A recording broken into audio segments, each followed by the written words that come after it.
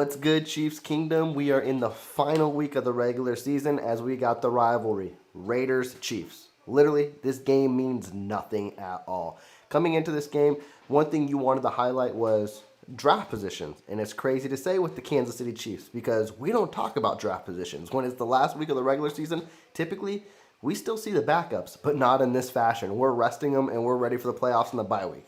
2025 has been a completely different year. So, the Chiefs have a possibility to get 3 different draft picks, the 9th, 10th, or 11th. If they win today, it'll probably be a chance of the 10th or 11th with the Falcons winning. But if they lose, that 9th slot can be there. So that positioning is huge. The Chiefs are going to start with the ball on offense. And also, the Raiders might want to play to win this game because this game means nothing for them either because the Giants won today. So what does that mean? They got the number 1 pick lined up. So Kansas City, you lose, you get a top 10 pick, you win, and you get the 11th pick. The kickoff is underway. Brashard Smith fields it in the end zone. As always, let's have some fun. Let me get this tuned up for y'all. Let me get this ready. It's a rarity we see the offense start off first, and I'm kind of back and forth. I know Chiefs Kingdom wants to see this team lose, and I understand why. We want best draft position as possible. I get it. I got it.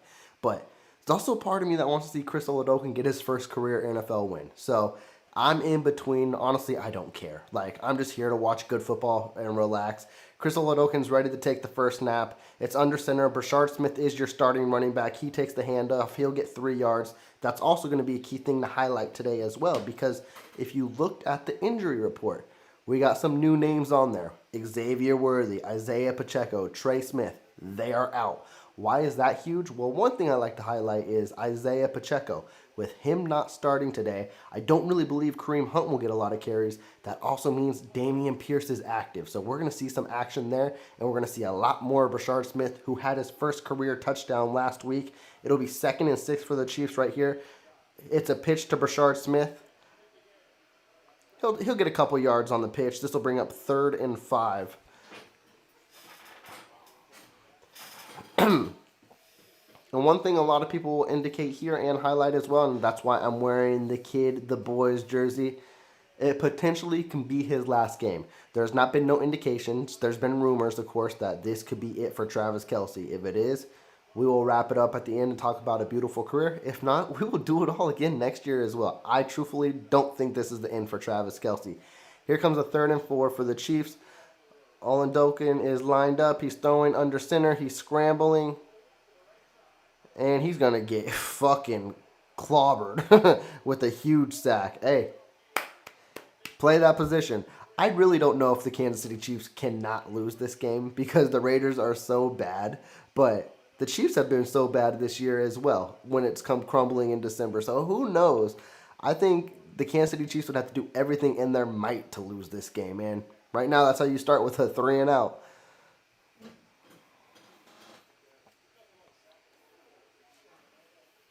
Arise is getting ready for the punt here. Hey, Diverse, welcome to the chat. Ruben, Teresa, it's good to see you as well. We're wrapping off. We're starting the new year and wrapping off the regular season. So let's see how the Kansas City Chiefs perform today. The punt is underway. They get kind of that's actually a kind of decent punt return by the Raiders.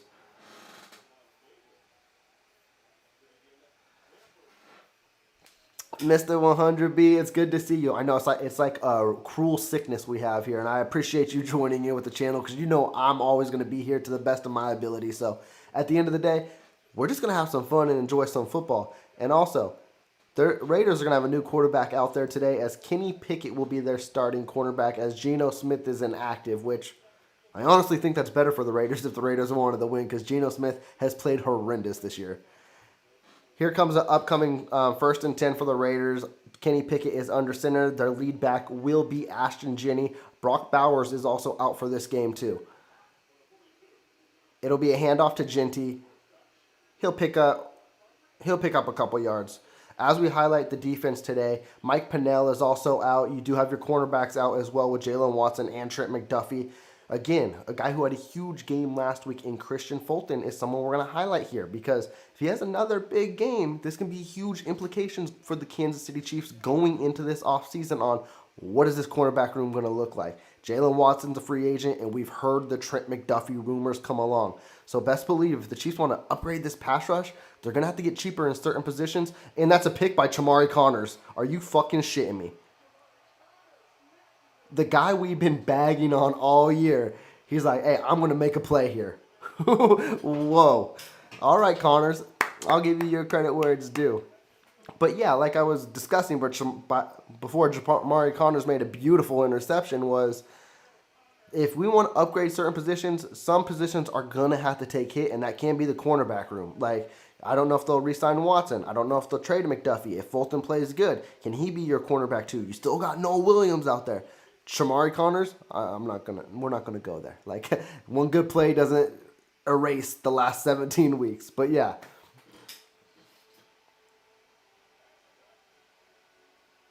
Oh, Teresa, yeah, I've heard all the rumors and speculations right now. I think Pete Carroll is one and done, and I think he should retire and just call it a career. It was a tough task to come into the Raiders this offseason and try to rebuild it. And then when he chose his guy in Geno Smith, who he wanted to follow from Seattle and was hoping to have that repeated success, Geno wasn't that same guy that he was with Pete Carroll 3 or 4 years ago. So it hurt him big time, and I just believe he'll retire. I believe those reports are true, and it's going to be interesting to see what the Raiders will do moving forward. Would they be interested in a guy like Matt Nagy? You never know. Those rumors are swirling around heavy under him too, where he could be a front runner for the Tennessee Titan job. And also, big reports coming out to where Matt Nagy, even if he doesn't get a head coaching job, he still won't be back with the Kansas City Chiefs because he wants a role as an offensive coordinator to where he is calling the plays, which I find kind of funny because we'll touch on that too is Chiefs Kingdom, how they go about Matt Nagy and riping him, which some of it I give rightfully so, but I don't believe he deserves the full blame. I'm always going to point the blame at the man calling the plays and under center in Coach Reed. But as a social media these last couple weeks, you'll hear the clamor of, oh, Eric Bieniemy should come back. We miss him, all that. And I find it hilarious because Eric Bieniemy's last year, Chiefs Kingdom, you're the one who ran him out the door. Like, you're the one who said, oh, he's killing the vibe with the Chiefs. He's ruining the play calling. He's literally tearing up the locker room with how direct his intensity is, and we need a guy like Matt Nagy back. And now that Matt Nagy doesn't work, we want to go back to Eric Bieniemy. I just find it funny that we'll point the fingers at the second guy when I believe all along the main guy in charge who should be holding everyone accountable is Coach Reed. Again, I love Coach Reed. I love everything he's done for us. But I'm not going to deny that play calling has fallen off the last couple years, and it isn't strictly just because of the offensive coordinator. Let me hop in here real quick. I see y'all popping off. Yeah, Mr. 100B, I didn't know. Literally, when I saw... Shamari Connors doesn't make that play. The fact he jumped in front of a receiver and made an interception, that's something we don't see from here. Here's 1st and 10 for the Chiefs. Brashard Smith drops a pass. He had open space, too. That's not something you want to see from him, but also a growing experience for sure. Iron PR, yeah. We better not win today, but man, as you've seen what the Raiders are doing, this is going to be a really ugly game, and it's going to be hard to lose against this Raiders team. They are the worst team in football for a reason. And I think even with our second and third stringers out there, it's going to be hard for us to lose. So here comes 2nd and 10 for the Chiefs. Kelsey's in motion on the line. It's a handoff to Smith. He breaks a tackle. He's trying to power forward. He'll pick up probably 4.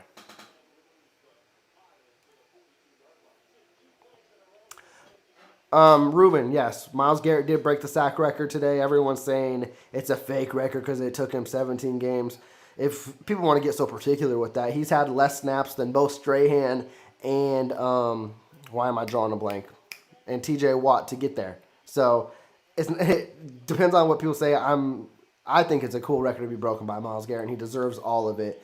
And yes, there's plenty of blame to go all around, and everyone who is on this team going into next year should have some sort of accountability. Oladokin is scrambling. He's stepping into the pocket. He's trying to be Mahomes. He throws it up, and he found Juju. This is why I love Oladokin. One, that's one of the most riskiest fucking passes, and there is a flag on the play. It's probably coming back as holding, and the line did not know what Oladokin was doing. But he literally tries the best to be Mahomes. And that's an eligible man downfield. When the play breaks down like that, you're going to see that.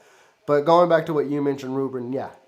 Going into next year, there's got to be accountability everywhere. And what Ian Rappaport broke, I think earlier today or yesterday, was there is actually going to be a lot of huge roster shifts for the Kansas City Chiefs. So that's going to be interesting to see what that in-depth really means. Is that coaching? Is that offense? Is that defense? Is that all the above? I truly hope so, because every phase needs to be addressed and improved on all levels. So hopefully they make the necessary moves if they want to be a contender going into next year.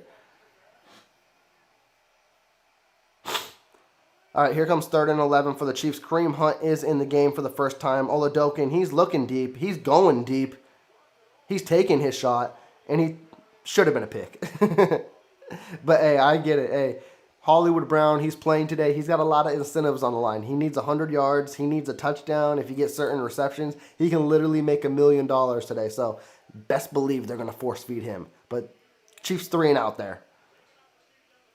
I don't know. This final score may be 3-0 today. But so far, with the way this has been shitty so far, but it's been kind of an entertaining shitty game to start the first quarter. So here comes another punt by Ariza.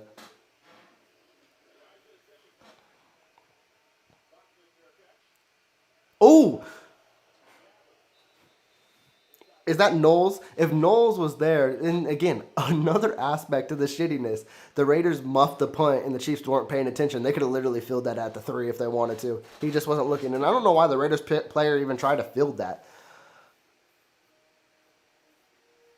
I heard that, Teresa. I didn't look statistically to see where he was at. Did you see how many yards away he was from there? In this kind of offense, I still don't know if he would get there. He would literally need to come back next year to break that. Oh, Ruben, yeah, I don't see Hollywood Brown coming back next year. He was on a 1 year deal. He's going to find better opportunities. And one, just for him and Kansas City, it may be best to part ways as well. I think he was an underrated player this year. He did help in necessary needs. He's just not the go to guy that Chiefs Kingdom and the Chiefs need. But he can sign with an opponent like they're playing right now in the Raiders. And he could be their wide receiver number one or two. So he'll definitely look to get that bag and get more playing time.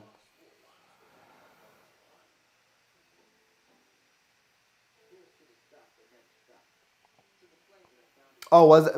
Yeah, Mr. 100. See, I'm not even looking at the one. I will say, speaking on the refs, they have been terrible. I know we discussed how terrible they've been all year, but man, Saturday, if you watch the football games, and today, if you watch the games, there needs to be something done with these referees. And I think along the lines to where two things. I think the league needs to hold these refs accountable in a sense too. Is like you review every week these players and you hand out fines. Why can't you do that with the refs? You can literally find missed calls and fine the refs. Of course, not in the fashion that you would fine players because they make much less, but they need to have some actions towards their missed calls. That way they can improve because it feels like they just go out there, they miss calls, and there's no repercussions. They just go out there to be shitty. And it's a terrible product they're putting out there. Or two, you actually make penalties reviewable because we need to have something to improve this game because it's getting tired. Like the Panthers and Bucks game, there was a point the Panthers were driving and they had three crucial penalties on two drives that weren't penalties. And I'm like, what the fuck are we watching here? Like the refs are literally taking control of the game. And that's the biggest thing the league needs to discuss next year. Forget the teams, forget players, forget owners, forget viewership. Focus on the product you're putting on the field and the refs because right now they've been more of a talking point than anything else we've been watching this year.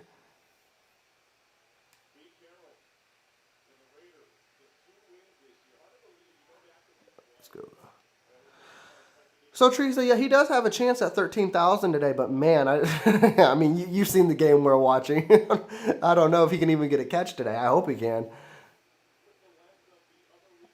Ruben, I agree with you. I do like the Chiefs' wide receiving core, but the one thing they're missing is a legit guy who can take over a game. They don't have a Tyreek Hill.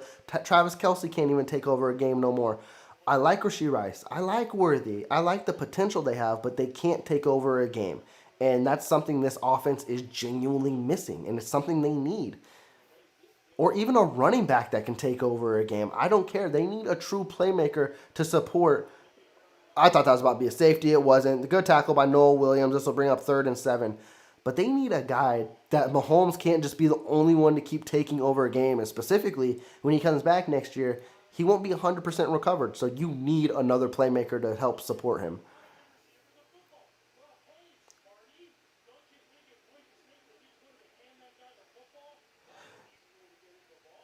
Yeah, like Chiefer and Mr. 100B, full. You're right, full time, anything. Like even if it's that kind of baby step, but yeah, it's the product has become hard to watch, and I've watched this game literally since I was born, and to see, it, oh, Chris Jones got a sack. He almost got a safety. That's why I put my hands up. I was like, I was gonna joke and say this final score could be 3-2, and we almost got the 2 points. But good play by Chris Jones. You love to see it. And he's someone I know Chiefs Kingdom has been frustrated with all year, and they're saying, can he be traded? Chris Jones isn't going to be traded. One, it's tough to trade that contract. What you're going to see this offseason is a restructure to where it opens up free cap space. If anything, what I'd love to see is you can add another pass rusher or a defensive tackle. Chris Jones needs help. Chris Jones is still the most double-teamed defensive tackle in the league. If he can draw singles, then let's work with that. And then if he can't beat that, then we can say he's regressed, he's aged. But it's hard for me to say that when he's been double teamed and he's still out here getting pressures. He just needs support. So I'm not ready to trade Chris Jones. I understand how frustrating it is because he makes over $30 million a year. Other defensive players get double teamed and still are successful. But when he is legit the only successful pass rusher on your line, it's difficult. And you see it as well. The Chiefs really need to get him a supporting cast member. Those are two things I'm going to highlight in this offseason is Mahomes needs a go-to guy, and then Chris Jones needs a partner in crime like he had with Frank Clark because that is truly missed. And George Karlaftis right now isn't that guy. And I think George Karlaftis, his ceiling is literally a second tier pass rusher to where he may cap out at 10 sacks a year, which he's had once in his career. But for us to say he's going to hit that 15 realm, I don't know. It's really hard to see.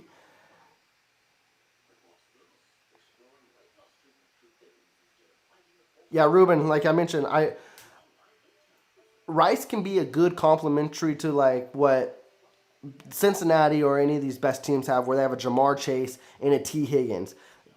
Rashee Rice can be that T. Higgins role, and he's not even as high as T. Higgins, but I believe he can get on that level where he's a solid wide receiver number 2, where if your wide receiver number 1 is locked up, he will win the one-on-one matchups. But right now, he's drawing the main matchups, and he's had his successes, but he hasn't taken over a game like a true wide receiver number 1. Ruben, I would be more than open to re-signing Tyquan Thornton. I don't believe they would do it initially right away. I hope they do.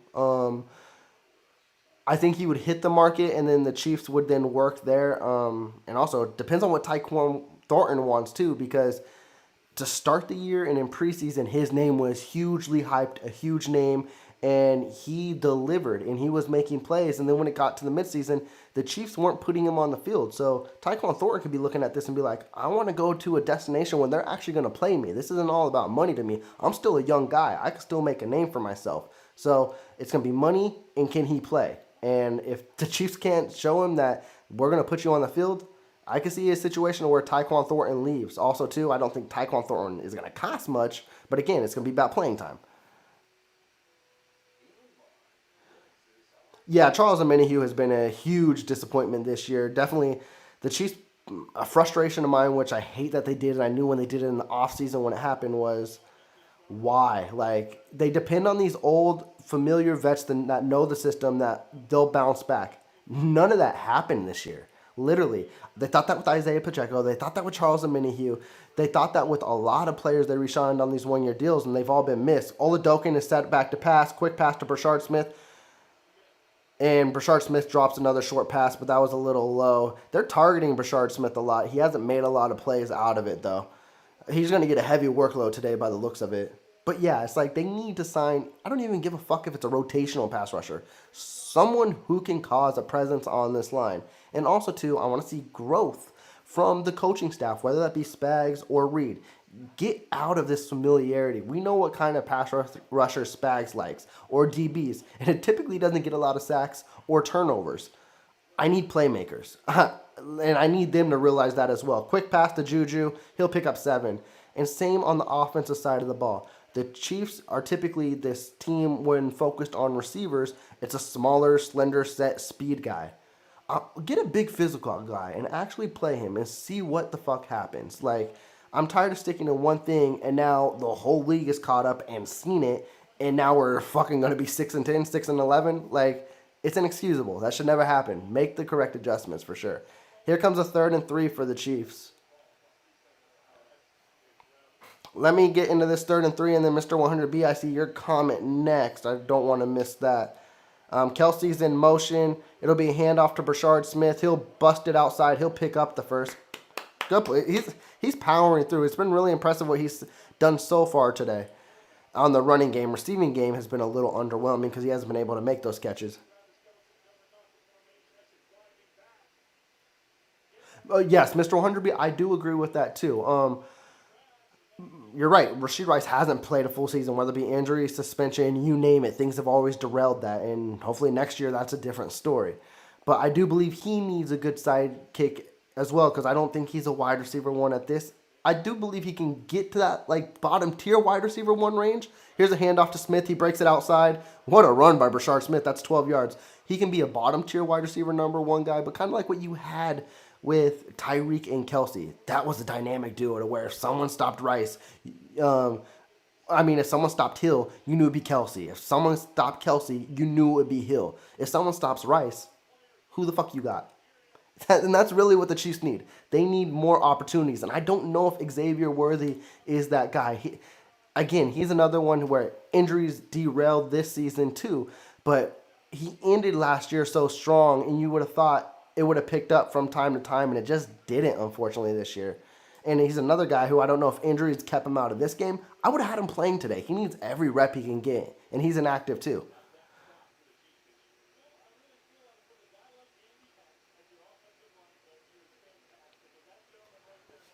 Life after Kelsey is going to be interesting. I'm not ready to say it's over yet, but after everything that's gone on, I truly believe he has one more year.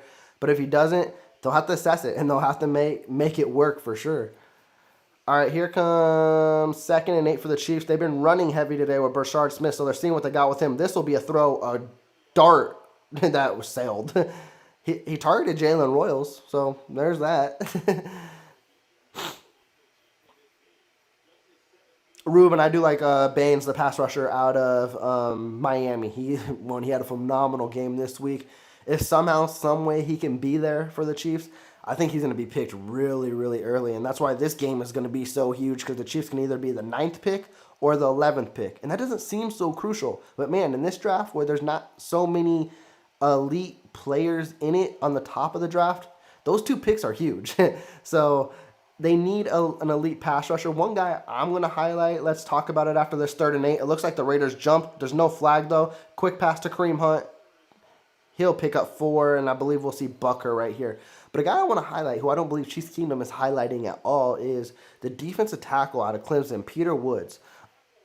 I think that would be the most funnest. I think most funnest and underrated. I think Chiefs Kingdom would hate it initially. One, he's a solid pass rusher. He's a solid defensive tackle, and I believe he can be an elite defensive tackle in this league. But if you started him off early in the middle with Chris Jones, that takes Chris Jones' double teams away. And then you can move Chris Jones more on the outside when Omar Norman-Lott comes back. And you're like, okay, now the defensive line gets really interesting. And you can have a lot of fun with it. And defensive tackle, if you look at that depth chart, it is pathetic. It is ugly after Chris Jones. You have Omar Norman-Lott, but after that, you really don't have nothing. The Chiefs put 3 on the board. We got 3-0 here. Hey, we got a lead, so let's see how that comes.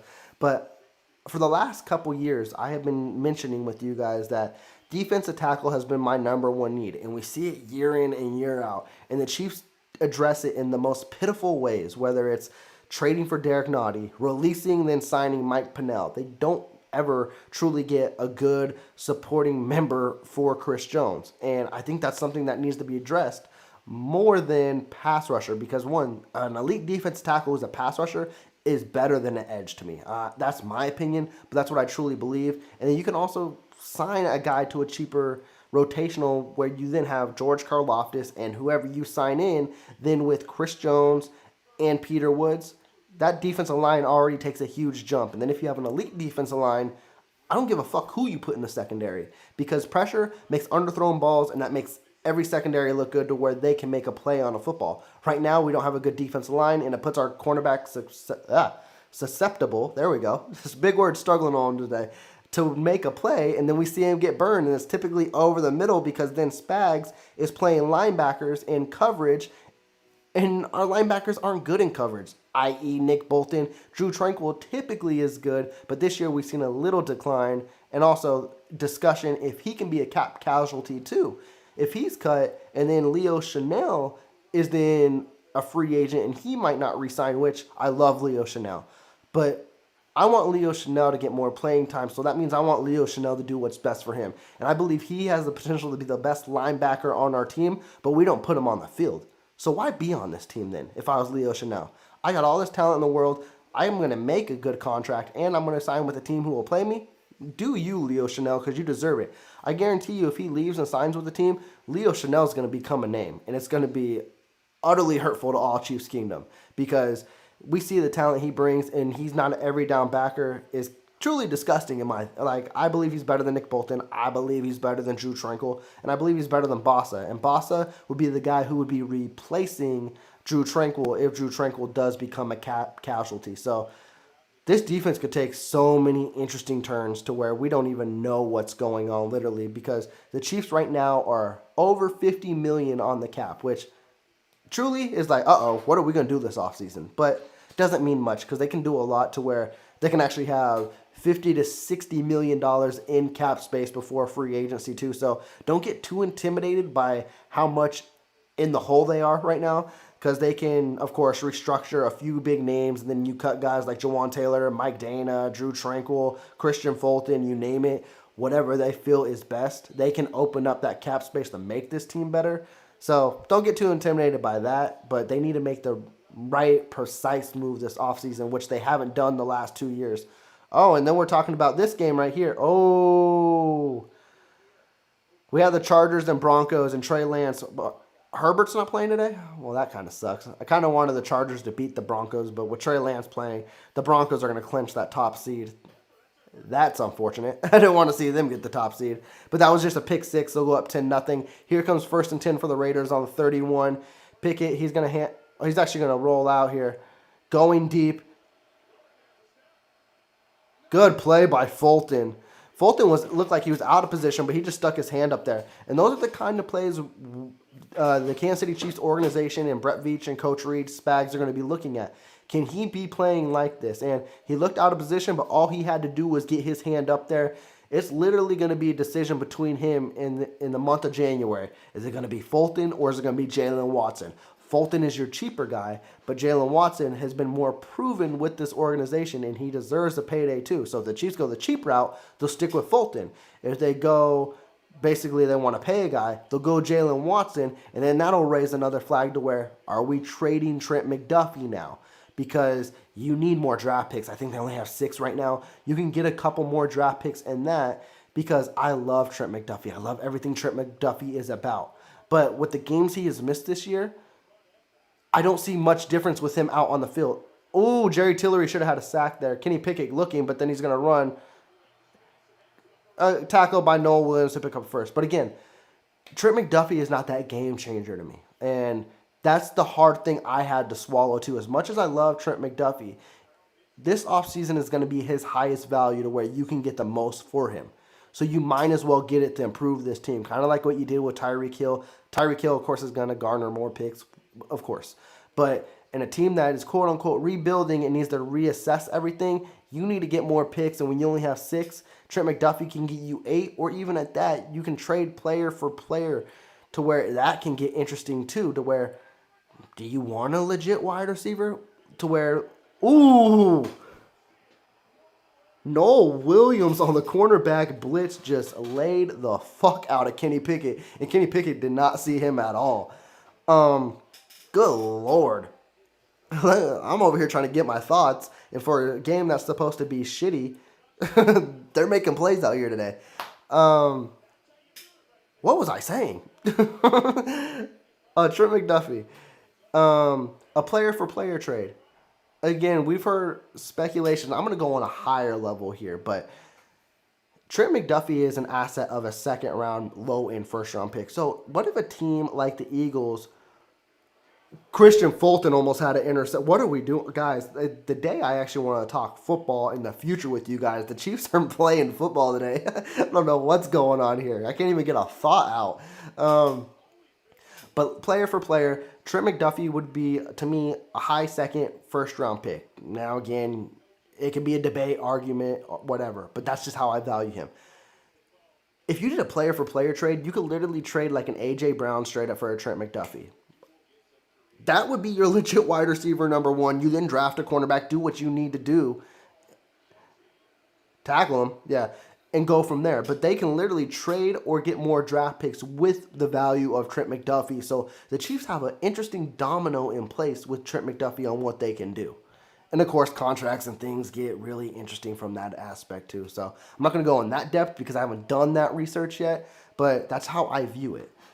Let's go back here. You guys are ready for that. Yeah, Ruben, I'm literally leaning, it's probably 70-30 that Trent McDuffie will be on a new team next year, so it wouldn't be surprising to me. Raiders are underway with the punt. Let's see what Brashard Smith does before I jump into the chat. He fields it.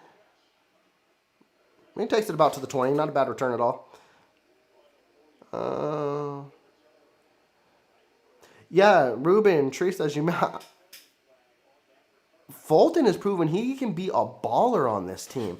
And again, is this just like a Josh Ucho thing last year where he just didn't see the field and now he's on the field and he's playing good? That's another frustrating thing with the Kansas City Chiefs. Like, We get these players, but we don't play them, i.e. Elijah Mitchell. We don't know what could have came out of Elijah Mitchell. Damian Pierce is active in this game. We haven't seen him today.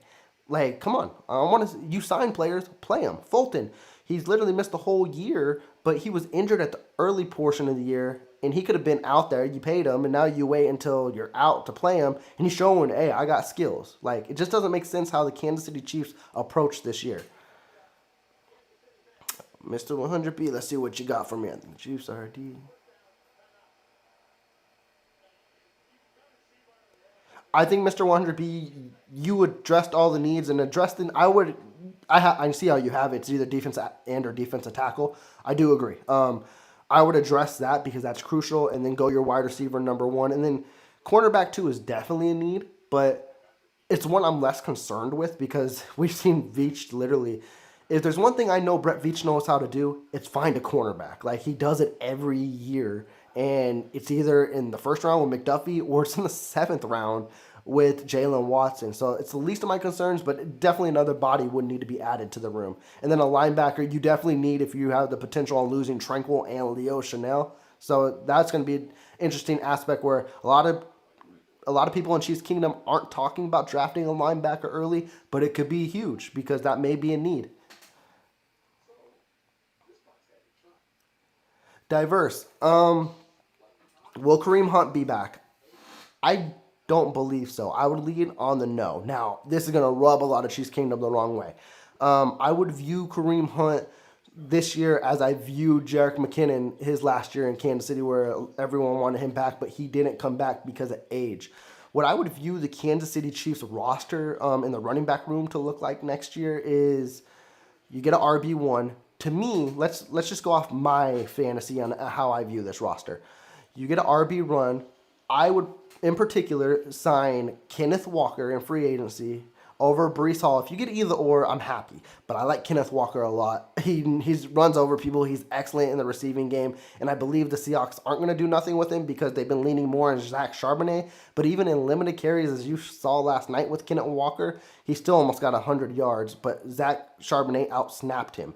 So I don't believe the Seahawks would tag him or sign him to a huge contract because now you have two running backs who you would solely focus on. Even though Charbonnet's on a rookie deal, you'd have to pay him in the future too. So I believe Walker's hitting free agency, and I believe he should be a Kansas City Chief. Now, that doesn't solve the Kareem Hunt role. I believe what would solve the Kareem Hunt role, and something I wanted to see today and we haven't seen today, is we have a young, powerful back in Damian Pierce. Damian Pierce, I believe, can be that Kareem Hunt run type of back to where now you have your three running backs in Kenneth Walker, Damian Pierce, and Brashard Smith. And I believe that's a solid three running backs, and I believe that's way better than what we're putting on the field now. I know everyone wants Jeremiah Love. Trust me, if Jeremiah Love is there and we didn't address the running back room, I want him to. I believe he's got that home run. I think this is Damian Pierce right here. There we go. Is that him? Yep, he got a 5-yard carry. Good, we're going to start seeing more of him, so that's solid. I would love Jeremiah Love too. I just believe we have more bigger issues than running back. And trust me, running back is a huge issue, but I believe running back will be the first issue the Kansas City Chiefs are going to address in free agency. In free agency, I really believe that. Yeah, Ruben, it's been going crazy in this game. Me trying to focus on a game and get my thoughts out. Another handoff to Pierce. He'll pick up another 2 to 3 yards. And Mr. 100B, I don't disagree with that whatsoever, but also to your point regarding McDuffie, yes, his position, his role is in the slot. The tricky thing here is when McDuffie wants to get paid, he doesn't care what position, if it's slot or outside. He wants to get paid like a premier cornerback, which is $30 million a year. And I don't know if the Chiefs can justify paying a slot cornerback $30 million a year. So that's going to be another thing they want to address. Here comes 3rd and 4 for the Chiefs. Let's see if they can pick this up here. All-out blitz. Oladokin throwing. Finds Kelsey. Kelsey's first catch for 7 yards. He'll pick up the first.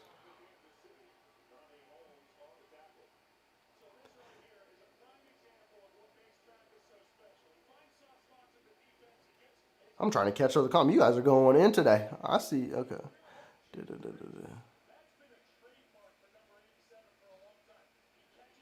And Teresa, and that again, what you touched on and what I mentioned earlier was you're right.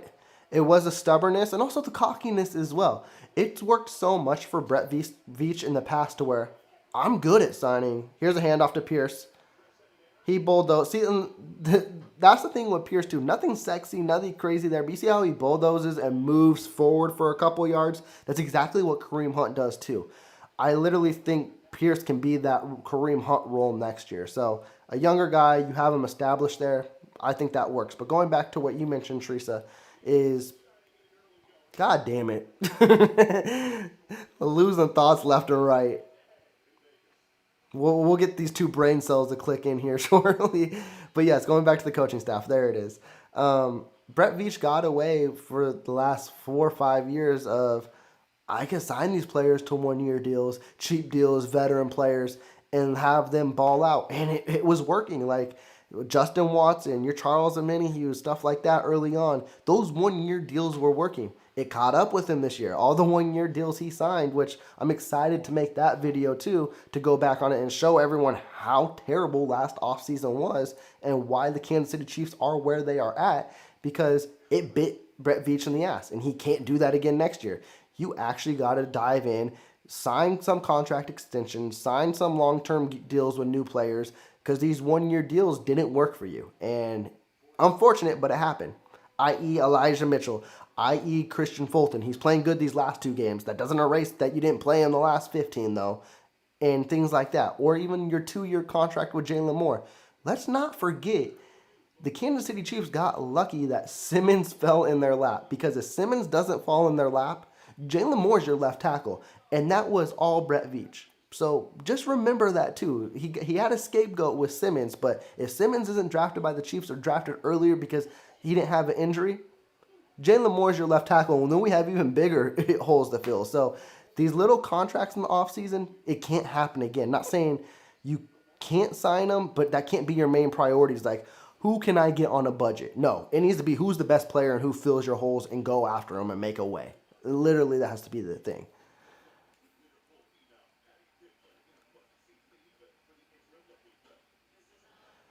And Ruben, I feel that too. I mean, we do grow an attachment to these players. I've done it my whole life with the Kansas City Chiefs. I remember Mahomes' first year, and we had Justin Houston and Eric Berry, and we lost the AFC Championship to the Patriots off of D Ford's dumbass fucking lining up offsides. I wanted them to get a ring so bad, and that was the end of their chapter. You got Kareem Hunt's lights too as well, to where he comes back. It would have been a beautiful Cinderella story. Unfortunately, we don't get those things, and sometimes you hold on to some things to where, like people mentioned with Travis Kelce, damn, you came back and now you went on 6-11. Do you really want to do it again because you don't know what you have in the future?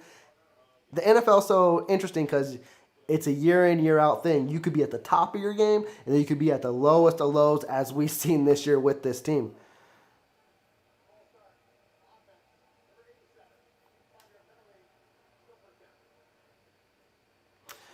Yeah, and Mr. Wonderby, you're not lying there too. The Chiefs can sign any running back they ever need. It's like, will Coach Reed run the ball? And hopefully, if there's anything he learned this year, was that was one of your biggest issues on offense, was running the ball. And it's crazy too, because Coach Reed has been held to that like standard of he doesn't run the ball, which is not typically true, because maybe in the Mahomes era, yeah, here's a handoff to Pierce, he'll pick up about 2 or 3.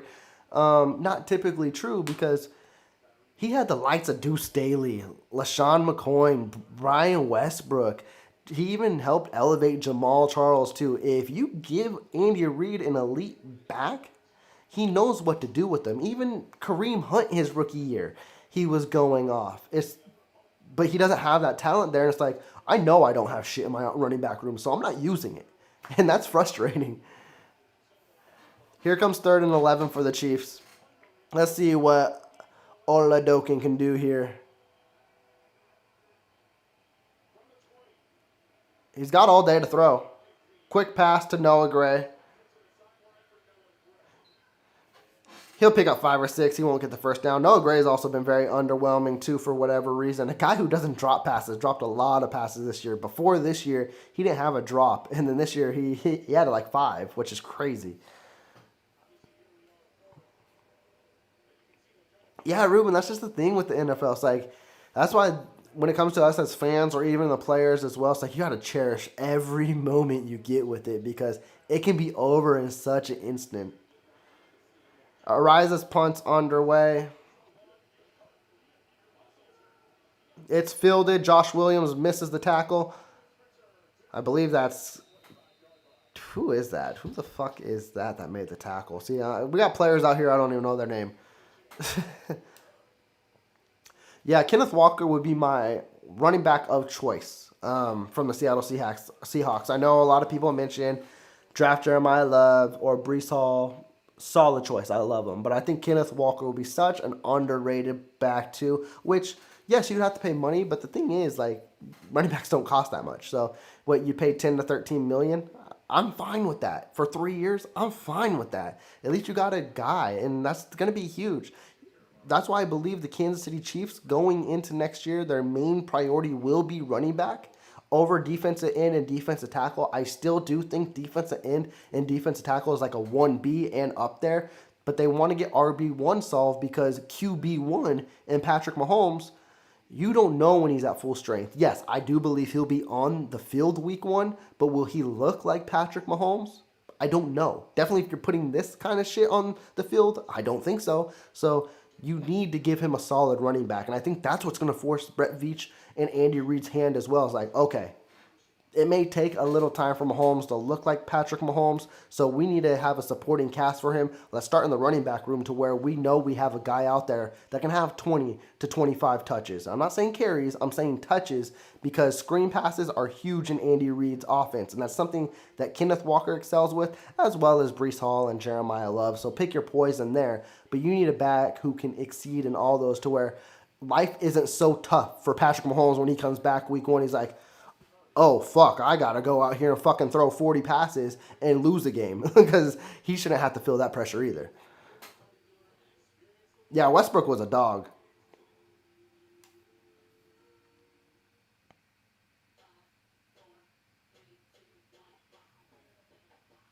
Yeah, Mr. 100B, you're touching on a lot of good points. I don't think the dynasty is done, and I think it's hilarious how people focus on that. It was like, oh, Chiefs have one losing season, and dynasty is done.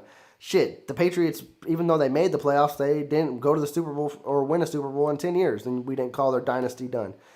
To declare it done after 1 year is nuts. They're going to be back, I think, next year. If they address every need that we mentioned, they can easily be a wild card team again or fighting for this division. Broncos don't typically scare me, and neither do the Chargers. I think if anyone I see elevating more next year would be the Chargers, and I see the Broncos declining. Again, it's hard to go after it when we don't know what's going to happen in the offseason, but I trust Jim Harbaugh and Herbert to keep excelling more than Knicks and I almost said Sean Evans. Sean Payton. Here, Connell, oh damn, he just sailed that pass. But I really believe this was an outlier year for the Broncos to where they're going to have the number 1 seed, best seed. They may get to the AFC Championship, but I don't see them doing much in the playoffs. And I see them taking a step back, going to like a 9-10 win team because people learn you real quickly. And once they figure out how to move on that defense, the Broncos offense, there's holes there, whether that be wide receiver or even the manageability of Bo Nix needs to take another step too. So I would say next year, if things go according to plan, it would be the Chiefs and Chargers fighting for the division. Broncos 1 step lower, and then we've got to see a lot what the Raiders can do, of course.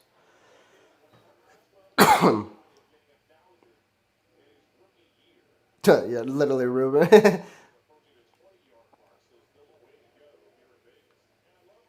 And yeah, Mr. 100B, I think that's what they're... I agree. I 1,000% agree, too. And that's why I think they can attack the running back room either way, whether that be free agency or the draft. I think you get a big name in free agency. You may roll with Dameon Pierce again and then run with Brashard Smith as your receiving back, even though Kenneth Walker is a good receiving back. I believe this is 3rd and 4 for the Raiders. Is this 3rd down? I don't even know what the hell it's showing here. Tucker's in motion. All out blitz by the Chiefs. That's incomplete. Noel Williams in coverage. They're not going to call that flag. The Raiders are going to punt it away. Good coverage by Noel Williams there.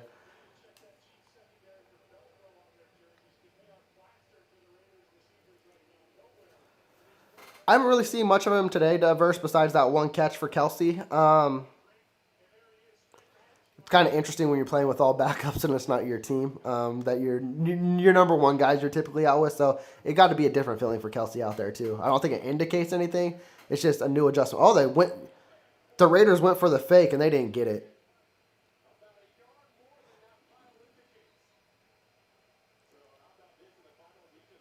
Okay, Raiders. I mean, they didn't get it, but hey, gutsy play. And that's another thing too, Mr. 100B, that you mentioned. First round needs to be a pass rusher. I do agree in that aspect, and I do agree with Chiefs Kingdom there. As much as I love Jeremiah Love, the lifespan of an elite pass rusher and elite running back, there's no correlation.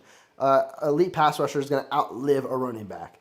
And if you can get one in the first round, that's what you're going to prioritize. So that's what you go after. But again, in the first round, we see some generational talents with Saquon Barkley, Bijan Robinson, Ashton Genty, even with a shitty O-line by the Raiders, and he's still putting up numbers too. If you can get yourself a generational running back, that's cool, but I would definitely prefer the generational pass rusher. Here comes 1st and 10 for the Chiefs. They're already near field goal range again with that missed by the Raiders. This is a screen to Hollywood Brown. This is just to help get him some incentives because he needs to get that receptions up.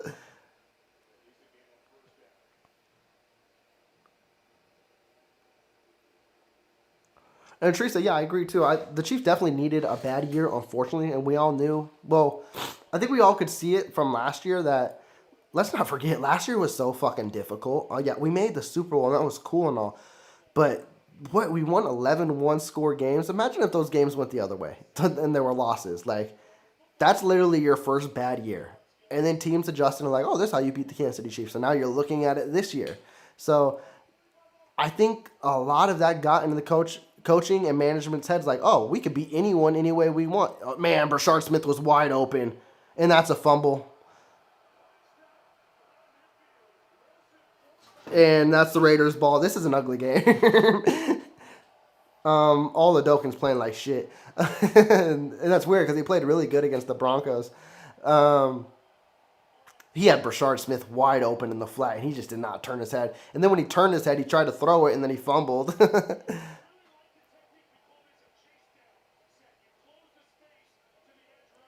Yeah, that was just a terrible play by Oladokin. He'll have those.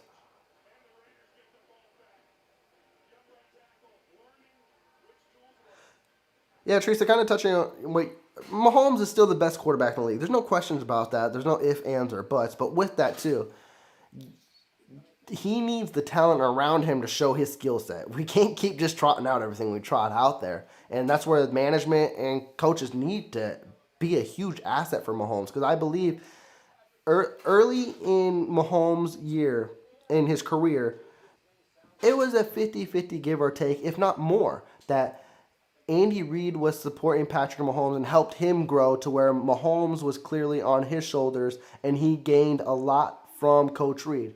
Now it's Coach Reid, to me, is gaining a lot from Patrick Mahomes. And that shouldn't be the case. Patrick Mahomes is still young in this game. Most quarterbacks play till 40. He just turned 30 or about to turn 30. I forgot what it was.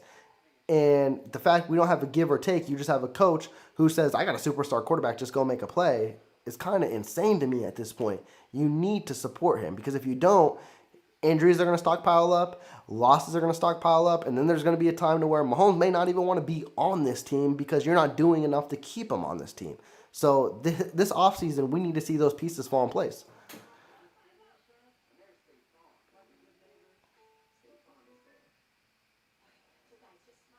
Yeah, Mr. 100B, that is the case. Yeah, we did decide to play Chamari Connors the whole year over Noel Williams and Christian Fulton, which I don't know why. Noel Williams, even today, is going to get 99% of the snaps. That needs to be something that changes next year as well. And I wouldn't be surprised. I'm forgetting the kid's name. I know it. The kid out of Ohio State, the safety. If the Chiefs went that route and drafted a safety in the first round, I know all of Chiefs Kingdom would be so livid and so pissed. I'd probably be the only one happy. Because, one, he's a fucking playmaker. And we need a playmaker in that secondary. Because your safety is your field manager. He knows where everything is going. And if you have an elite one, It's a huge difference, and we don't have anything on that line to where we miss a guy like Tyrann Mathieu. Shit, even Justin Reed, and I went after Justin Reed for how shitty he was. Shit, we miss him. And I don't know what happened with Jaden Hicks, but he fell in the doghouse. So safety is also another hole. And Brian Cook, I believe he had a positive year this year. I don't believe it was enough, but I believe he had a positive year for sure. Here's a huge run by Ashton Genty, but Brian Cook is also a free agent too. So you're going to pay him, or are you going to let him hit the market? If you let him hit the market, your safeties are Jaden Hicks and Shamari Connors. I know none of us like the sound of that.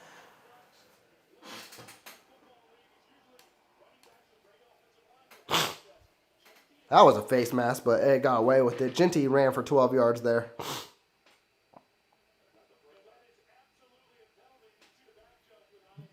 But they missed it. Again, refs be missing calls all day, every day. The Raiders should have got another 15 tacked on there. Trey Tucker's in motion. Hand off to Genty again. He'll pick up 4 or 5.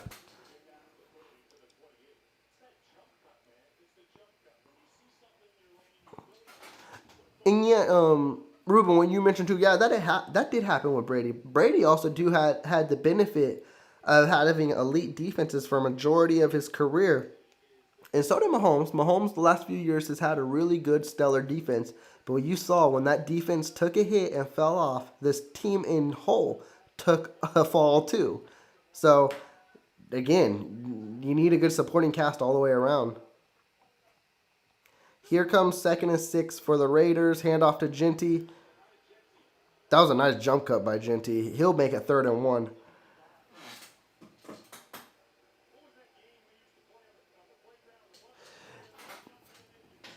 Yeah, Mr. 100B, I don't know. And I'll be the first to admit, and you've been on every one of my live streams. And you know last year, I was one of the main ones going after Justin Reed and about his play.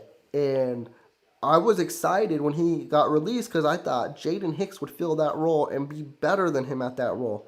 Boy, was I wrong. And boy, do I look stupid because he was a bigger loss than I could have ever anticipated. Genty's taking over this drive. Even Aiden, was that Aiden O'Connell? Or was that Kenny Pickett still out there? I just realized that. That's O'Connell out there. What happened to... See, we've been talking football all day. What happened to Kenny Pickett? Aiden O'Connell's had games against us, so the Raiders have a chance of beating us now.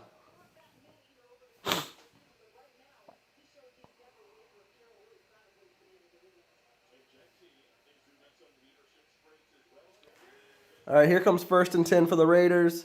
Roll out, O'Connell looking deep. Good coverage by Noel Williams. Would have been outside a little more too. But yeah, Ruben, as I mentioned too, and as you're mentioning, it's like, yeah, you can't take Patrick Mahomes for granted. Just because he's this nice guy now who loves the Kansas City Chiefs and loves this organization, you keep stockpiling and losing seasons and him feeling the pressure of getting hit and not making plays and not having a supporting cast, that changes quickly, and he could be like, I want the hell out of here.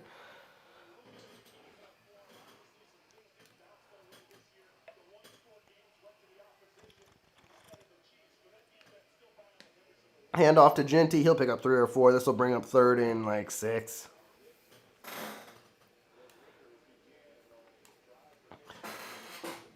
Ruben, you're not lying there. And that's the thing I'm excited for Noel Williams in the future too.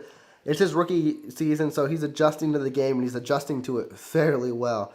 But when he was in Cal, all he knew how to do was intercept footballs, and he knows where the football is at all times too. So I'm excited to see him in his sophomore season. Genty's coming back to the line on 3rd and 7.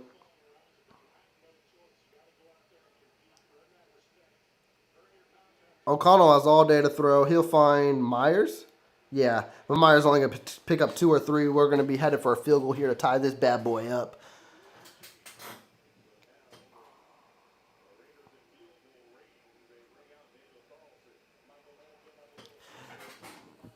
And honestly, Mr. 100B, it's going to be pretty soon to where I won't be surprised where, quote-unquote, Mahomes hits his villain arc against not the team, against the team, but quote-unquote not really, to where Andy Reid's going to start calling plays, and Mahomes ain't going to agree with it. And he's going to pull that Tom Brady, and he's just like, I'm doing what the fuck I want to do out here. And then you see it start going off again.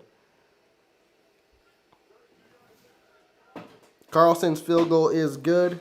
It's been a little while since I had to pull up the scoreboard. Been just talking with y'all, but we got points on the board. We got a tie game out here. The 9th overall pick is still in play.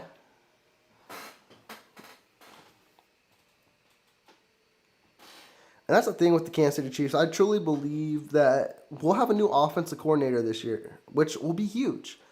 The thing that's going to be underlying with it, man, is will the Kansas City Chiefs and Coach Reid actually be open to bringing someone that's not in his coaching tree? I really hope so. But if not, I would prefer it be Kafka, who is the interim coach with the Giants, over Bieniemy. We've already been down that road. I know a lot of Chiefs Kingdom wants him back, but we already been there. So Kafka was a quarterback coach with us. He has a lot of potential. And I think even with the Giants had a huge one today. One thing that hasn't been an issue with them is they're creative on offense. They make plays on offense. And that's why I would welcome Kafka back and see what that's about. But, man, if you go outside, there's reports that the Browns may fire Kevin Stefanski. That's a long shot, and Kevin Stefanski still deserves to be a head coach in this league. But if no one wants to hire him as a head coach, he would be like from the top ropes, an offensive coordinator that would change the Kansas City Chiefs offense. Like, he is an elite offensive coordinator, and you guys know Mike McDaniels or the guy from the Rams right now. There are so many options there. My main concern is that they just stick under Coach Reid's tree, which I'm open to if it's Kafka. I would feel indifferent if it was Bieniemy. If it's Bieniemy, I don't see no change in this offense. That's just how I personally feel.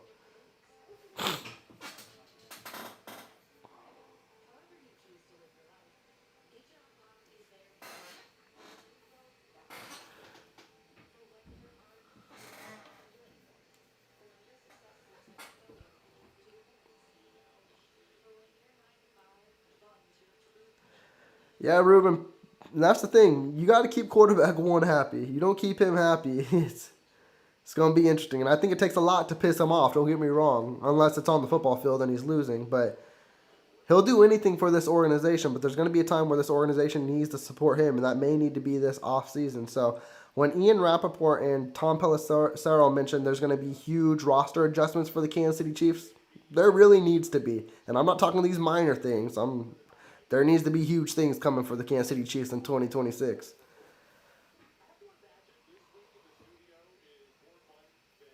Kickoff is underway. We're tied up 3-3. This is the first kickoff of the day. It'll be out the end zone. Well, first kickoff of the day for the Chiefs. That wasn't the main kickoff. And I forgot, too, we got Jared Wiley out there, too, who is a former fourth-round pick tight end who was dealing with injuries. I want to see more of him today, too, because I believe that tight end two spot, well, maybe tight end one spot is up for grabs unless you sign someone. So see what you got with him. Right now they're showing the top 10 picks. Right now the Chiefs are at 10. If they win, they'll go to 11. If they lose, they'll be in the Bengals spot at 9th.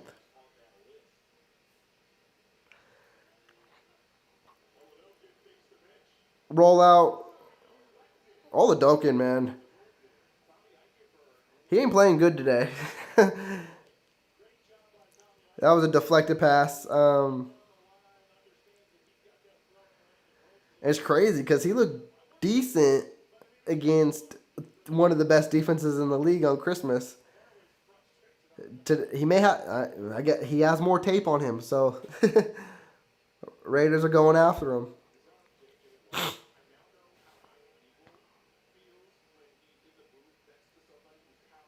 All right, here comes 2nd and 10. Oladokin under center, throwing, scrambling. That should have been a pick. I'm not even going to lie. That should have been a pick. He threw it behind Hollywood Brown.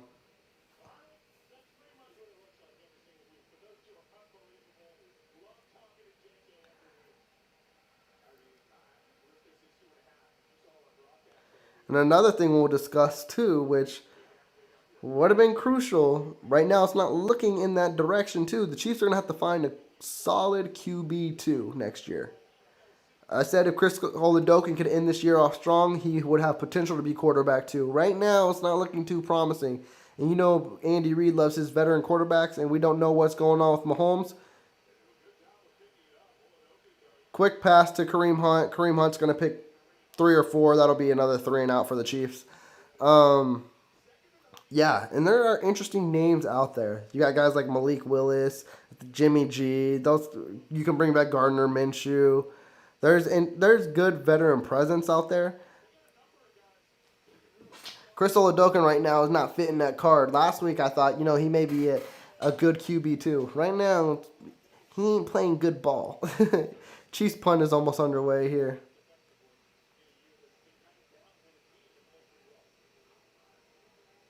Yep, Matt Ariza kicking it underway. It's fielded. Good tackle by Nazeeh Johnson. That'll be a punt on the maybe 12, they'll say. Nazeeh Johnson, he's been on IR all year, too. He'll be another interesting piece in the cornerback room. Me in particular, I'm not a big fan of Nazeeh Johnson. One who typically gets burnt a lot. He may just be a special team ace for us, as you see there. But yeah, you got some depth in the cornerback room for sure. And that's another former 7th round pick by Brett Veach.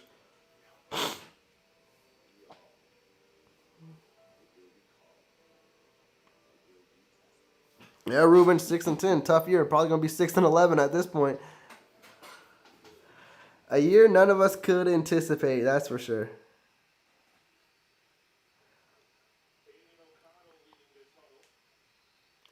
I will say, Oladokun, he's a fun player to watch. He's way too raw to be on the football field right now. He just needs to have some of his mechanics tightened up, and I think in the future he can be a quarterback too. Right now I don't see it, but hey, who knows? Genty will run for 1. I believe the first guy there was Derek Noddy. We got update, Lions, Bears, Jared Goff. Jahmyr Gibbs, another former first-round pick. And I remember a few years ago when there was rumors that Coach Reid was interested in, well, not Coach Reid, but the Kansas City Chiefs were interested in Jahmyr Gibbs. And Chiefs Kingdom did not want him or any idea of drafting a running back in the first round. Look what Jahmyr Gibbs has done in the NFL. Jahmyr Gibbs would have been like Jamal Charles on this team. I don't care how much that frustrated a lot of people.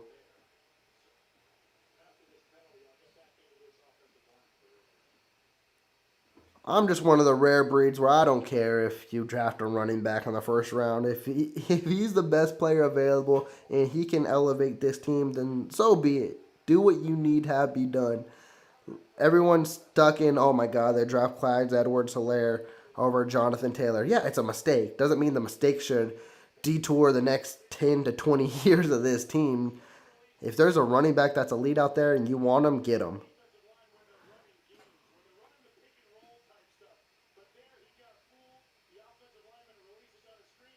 Man, I don't think Nazeeh Johnson good at all. I'm just gonna be honest. I'm not saying he can't elevate his game and have potential. It's just I've seen too much tape on there where he's the cornerback I'm more afraid of when he's on the football field. That's a first down catch for Trey Tucker there. Noah Williams was in coverage.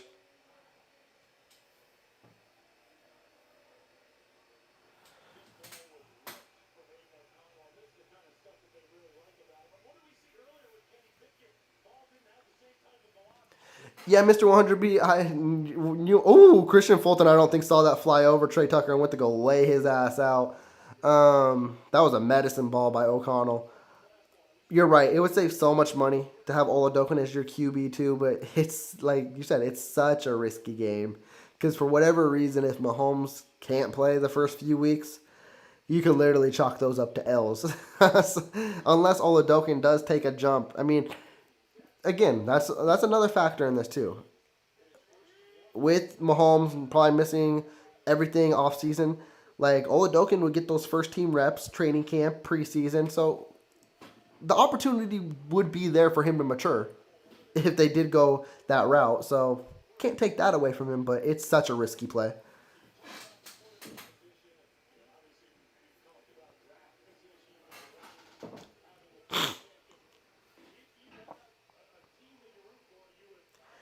Here comes 3rd and 2 for the Raiders. Let's see what they do. Right now, this has been a galore of 3-and-outs on both sides. Raiders are kind of picking up heat a little bit, but they picked up heat on the last drive off of an Oladokin fumble. They're showing blitz with Knowles.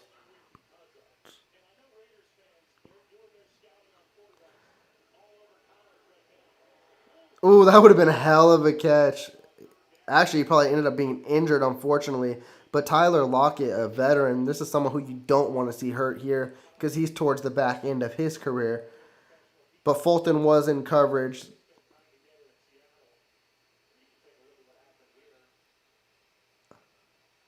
But yeah, Fulton was all in coverage there for sure. Fulton's having another good game.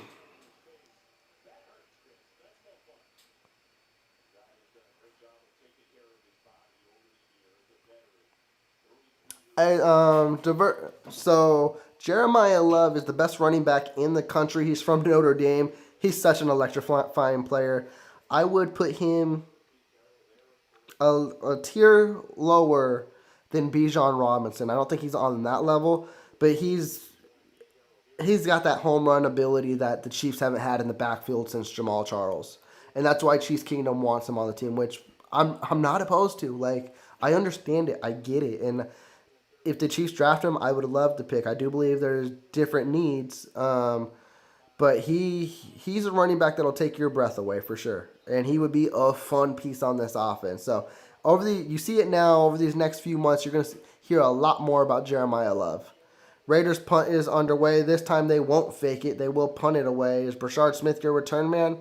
He is. He'll fair catch it at the 8.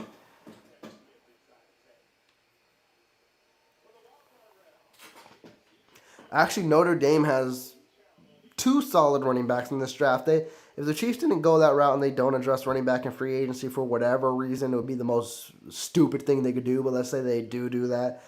They got Pierce. They got another running back as well. I believe his name is Pierce. Y'all can correct me on that if you know. He's also a fun running back too. But there's definitely a drop-off from Jeremiah Love to that running back too, which could be on his own team. 1st and 10 for the Chiefs on the 9. It'll be a handoff to Brashard Smith.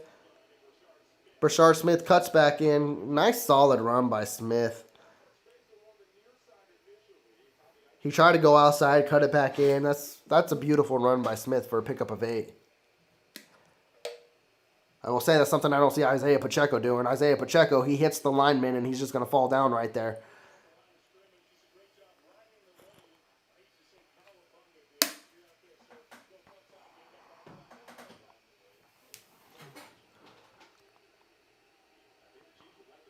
Here comes 2nd and 2. Smith powering forward. He may have got that first down. Smith's looking pretty promising, as you mentioned, Ruben.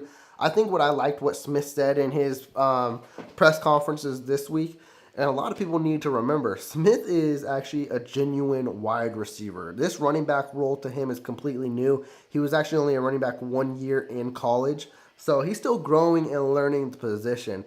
One of his big things he wants to do is bulk up in the offseason and look more like a running back, which I'm excited to see because if he can keep that explosive speed and bulk up as a running back, he may be a very fun, interesting piece for this team. He already is. 3rd and 1, Oladokin. Oladokin fumbled again.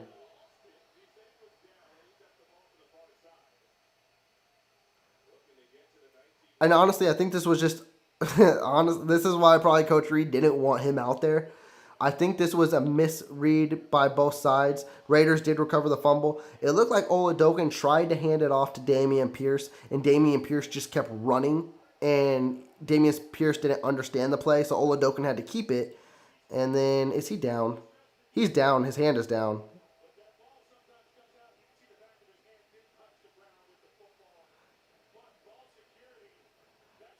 And they're mentioning right now. Oladokin, if you want to be a good QB2 in this league, ball security is going to be one of your things.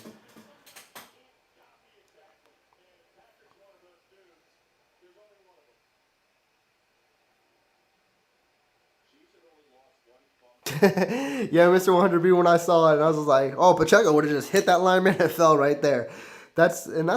That's also frustrating about Isaiah Pacheco that he hasn't learned that in 4 years because Smith, a guy who doesn't play the running back position, he gets hit and then his vision is looking around to where to go next. Pacheco hasn't learned that yet, which is kind of bizarre.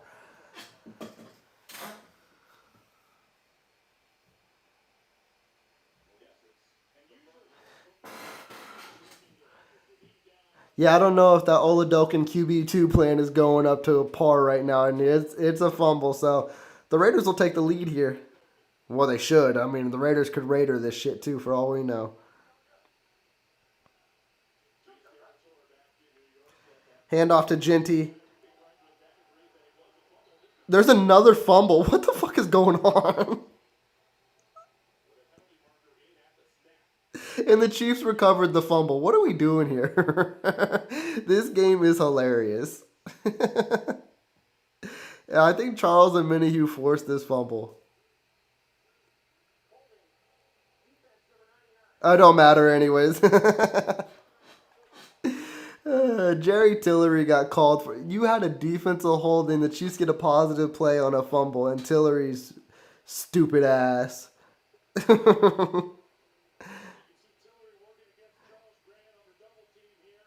Yeah, his hand is inside, and that was a clear fumble too.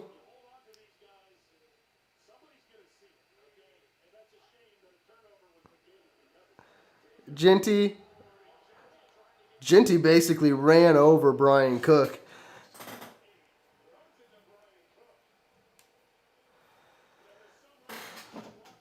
That was hilarious. These are literally the two worst teams in the NFL. If Patrick Mahomes didn't play this year, the Chiefs would have the number one pick. You can't tell me otherwise they wouldn't. And then you'd get your elite pass rusher or whatever you needed, I guess.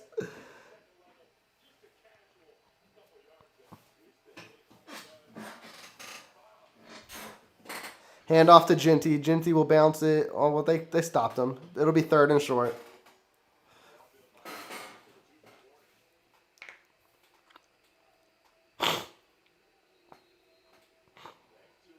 That'll take us to the 2-minute warning. What a game we watching. Who would have thought this would have been entertaining? We don't know what the hell these teams are doing out here, but they put in on a classic. I guess bad football is fun to watch, too.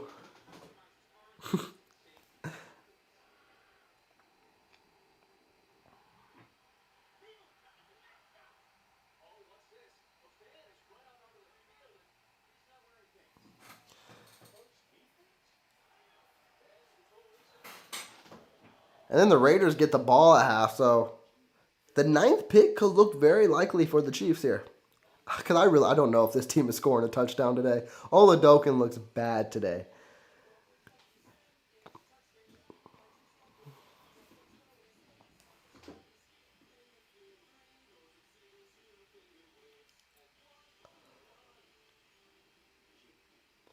If anything, this may be the game that gets Travis Kelce to retire. He may be like, what the fuck is this team?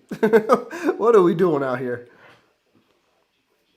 Also, too, I mentioned it on my social media as well. On X, Twitter, whatever you guys call it. um, but you'll see when the Chiefs posted for this game, you know how they usually post 24 hours to kick off and they have their player that they choose for this game. And they chose James Winchester, who's, of course, the long snapper on this team. Now, they could have chosen him because every player sucks and they don't know who to highlight on this team, which is a very likable possibility. But we all zone in and talk about, oh, Travis Kelce's retiring. James Winchester is also 36 years old.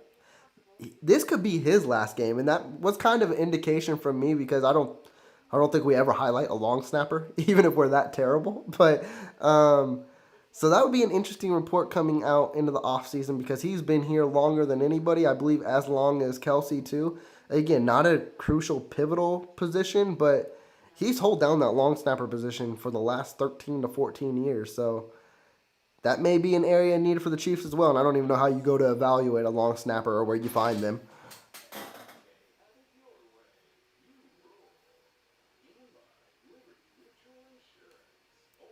Yeah, you shouldn't. I don't see a QB2 costing that much. It'll be interesting to see where they go. if it is Oladokin. If they want the Gardner Minshew, I still believe Oladokin is better than Minshew. I don't know if that's saying much. But yeah, even if you get a key veteran here. Third down, good. Drew Tranquil. What a good trip off by Tranquil in the backfield. And I believe that was McDonald to clean it up too, who we fell in love with in preseason. And he's getting some snaps today. 4th and 2 for the Raiders coming up. Yeah, 59 McDonald. Tranquil cleaned up. McDonald may be the guy next year that takes Leo Chanel's spot. Do the Raiders kick a field goal or are they going for it? They're going for it. Let's go.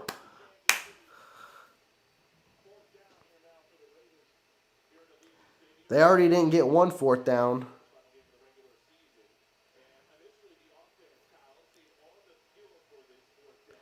And honestly, Pete Carroll could just get him the jump.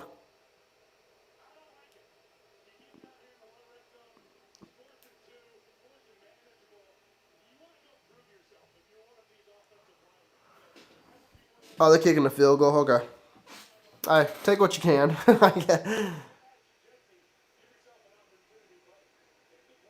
Yes, we did, Ruben. That's a good point, too. Shane Buechele is the backup quarterback in this game, too, which, give it for what he's worth. He's been a third stringer on this team, too, so I think, could he be a name to watch out for? Most definitely. This game just got even more exciting. 6-3. Raiders.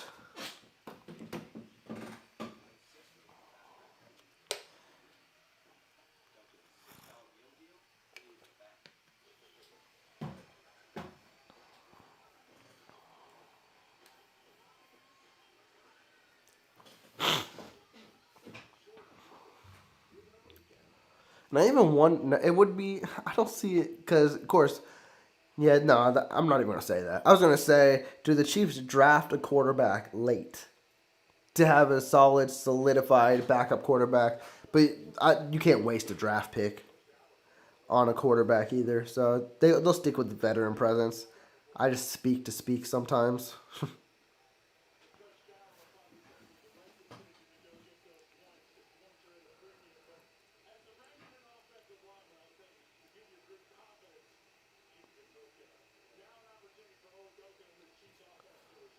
All right, Oladokin's going to get a 2-minute drive in him. We'll see how that goes. Oladokin, you can do something here to show, hey, I am QB2.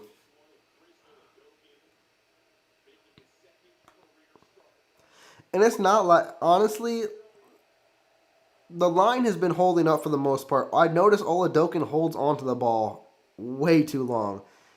I haven't seen if these receivers are getting open, which they haven't been all year, so I wouldn't be surprised if they're not right now. But yeah, Oladokin's not wanting to force the ball.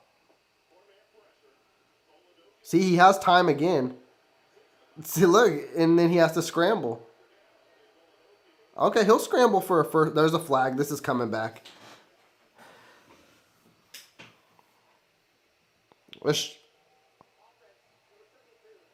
This is holding, I believe, on Pole. Oh, no, this is on Godric. My bad.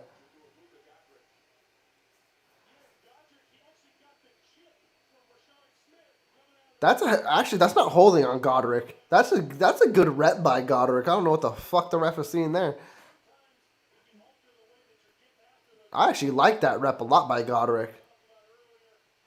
Mr. 100B, I would be open to bringing Tyreek back. Now, we also got to be very open to the fact it can't be expensive because of that injury, and he's not going to be the same Tyreek Hill. But it doesn't mean even a knockdown Tyreek Hill is still a good version. Screen to Kareem Hunt. Okay, Kareem. This will bring up 2nd and like 8. We got a Raiders player down. He took a shot from Kareem Hunt, and no one wants to take a shot from Kareem when he's a bowling ball out there.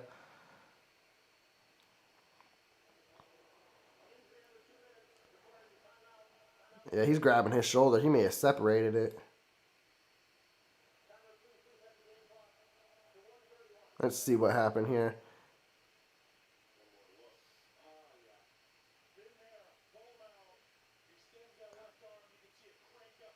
Oh yeah. Oh yeah. His shoulder went way too far back, and you could see it kind of pop.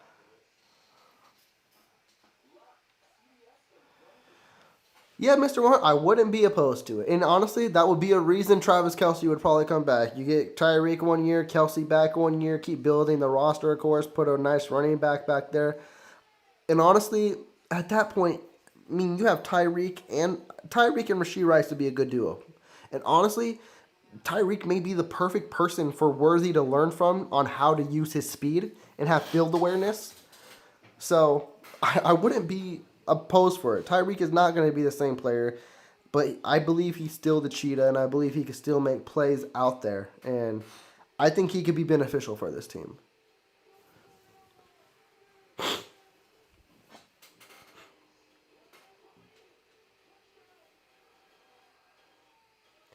But even if we go on to a different aspect as well, let's go back to trading Trent McDuffie again.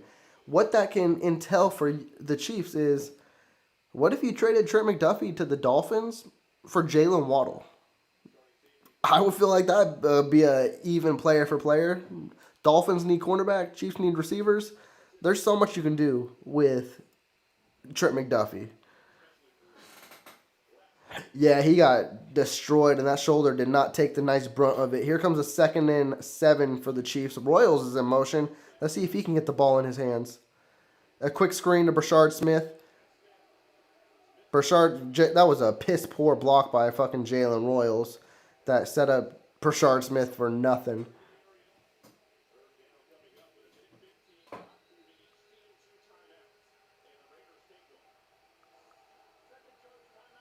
Raiders will take their second timeout. They want to get this ball back to try to build on this lead. Hey, do what you need to do, Vegas.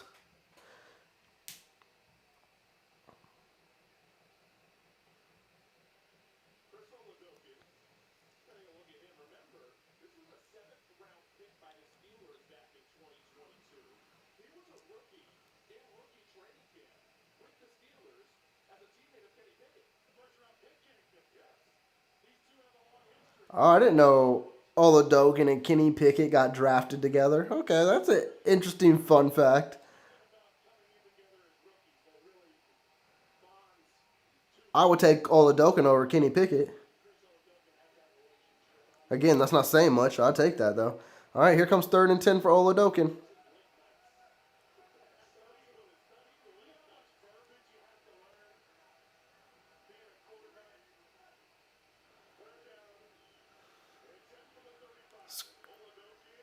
Good catch by Noah Gray. Get there, Gray. Gray does get there. All right, Chiefs, do something now. Yep, now we're moving fast.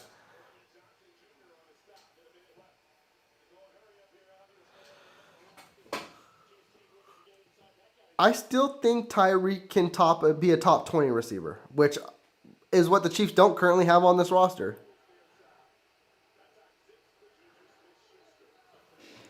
So that is a huge upgrade. Oh, Puga's one-handed catch that didn't count last week. Yeah, that was a beautiful thing.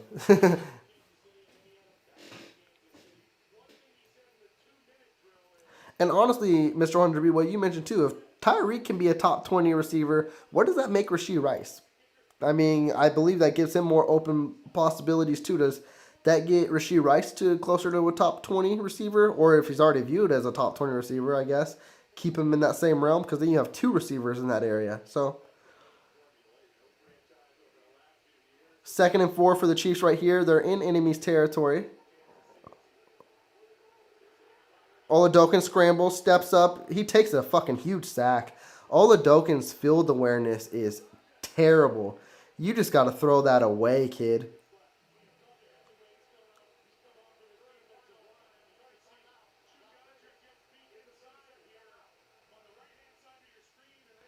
Oh, did he? Okay, yeah. Of course, I'm just zoned in on this game, so I'm not surprised then. Puka Nakua would be making those kind of plays.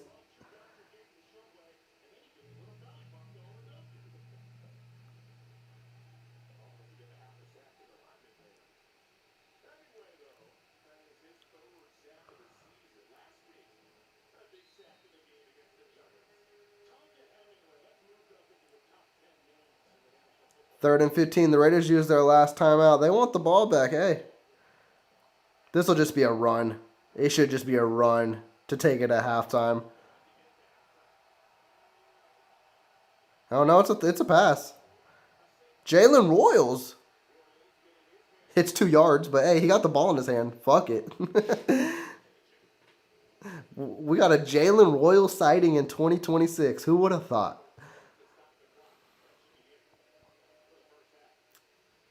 Yeah, that'll wrap up this first.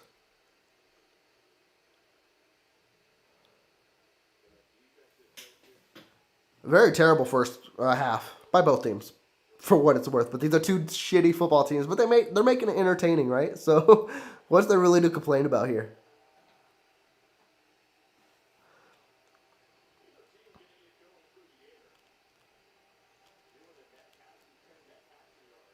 Six to three halftime. Let me update this since I don't update this. I can't update the score since we're not doing much. Let's put it on halftime. Really nothing much to highlight here. Defense, they've made some funny plays. Oladokin's fumbled twice in this game. The Raiders threw an interception to Connor out of all players who thought would get an interception. Chris Jones has a sack in this game. This has just been a game. Let's just say that.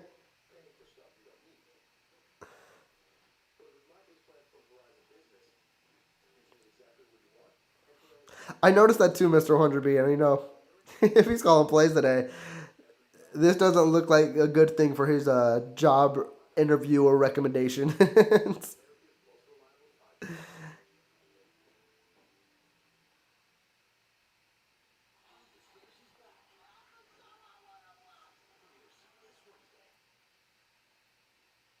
Teresa, yeah, I mean, I didn't think there was a chance we'd lose this game, and just because I thought the Raiders were that bad, but the Chiefs are showing me they're that bad too. So,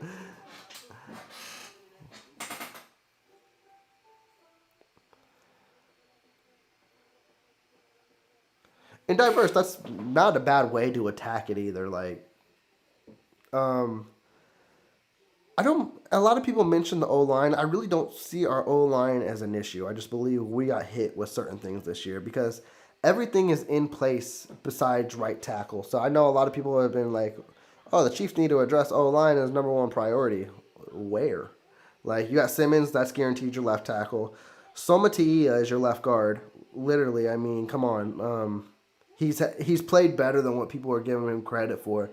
So he's not the reason why the Chiefs sucks. Creed, of course, he's Creed. Trey Smith, he's legit. He's your right guard. Your only open area is the right tackle, and honestly, it may be your most expendable area as well, where you may be able to put Pole over there or Godric, who is playing well in that area too, where you don't have to break the bank at right tackle.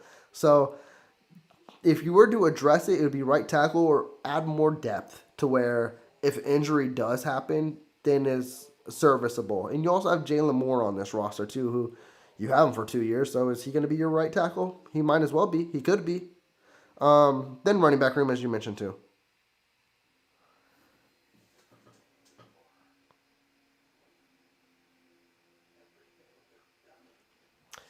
Mr. 100B, and I feel like that's. I agree. No, first off, I agree with you 1,000%. Like Kelsey should come back in a reduced role. I just feel like we've been. I don't know what's going on injury wise, but the last 2 years we've been saying that we're a reduced role, and then we have all these injuries to where it makes him the number one guy, and it's just like, good lord, what the hell's going on? We had that in the Super Bowl year against the Eagles, and this year too as well, with injuries and suspensions. Yeah, I don't think it's any question Jawan Taylor will be gone. Now, there is a possibility to.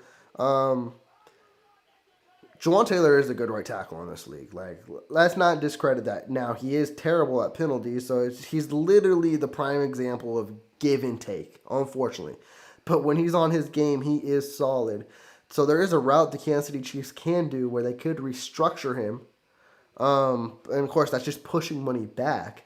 So that'll be a discussion. What they want to do is, do they trust what either Jalen Moore, Pole, or Godric has done in his absence to fill in and be comfortable with that?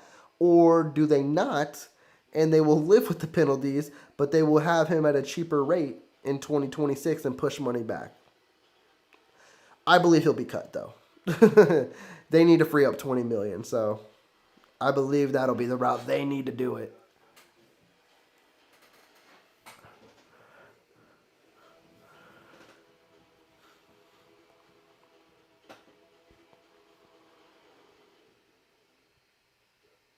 Yeah, it's crazy. There's a lot of things like I believe Mr. 100B touched on as well. It's like the Chiefs aren't far from where they need to be, but there are a lot of like either there's some big holes and there's some little holes that need to be addressed. Where I just believe honestly every position needs improvement in what fashion. It could be big or small. It's just what areas do the coaching staff and management feel needs to be addressed first. And like I said, that even goes from coaching aspect as well.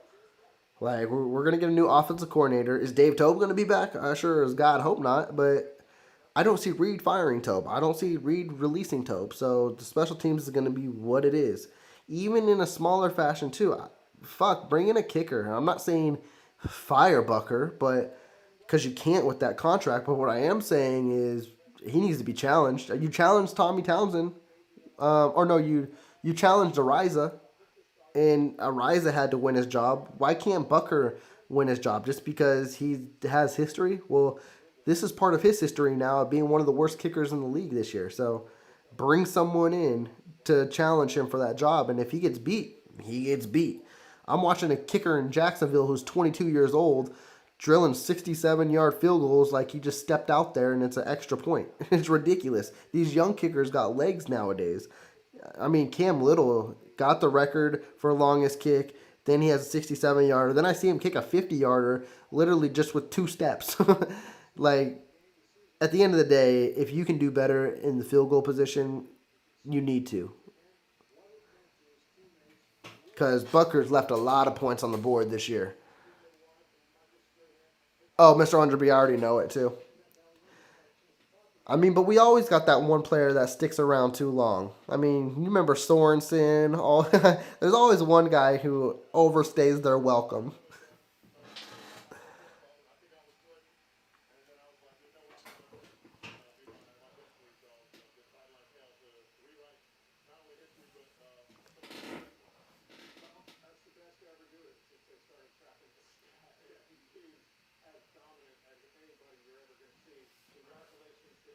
Right now, they're just showing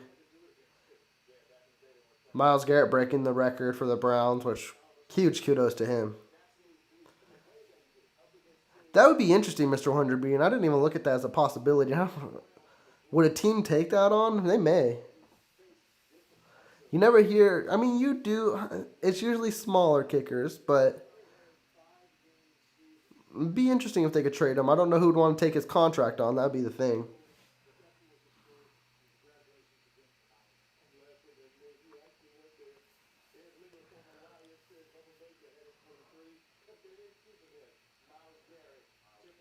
Mr. Honorary. That would I would pay money to be at that game. If they announced during the week that Dave Tobe is going to field the kickoffs, I will make that game.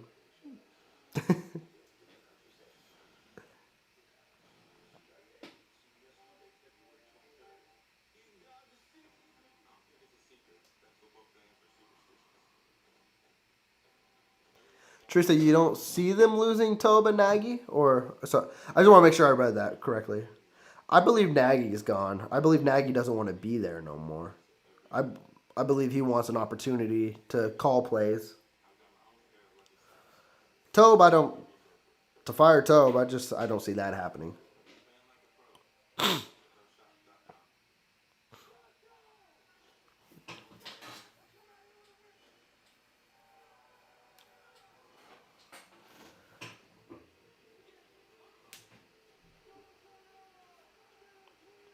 Maybe Tobe retires. That'd be the only possibility.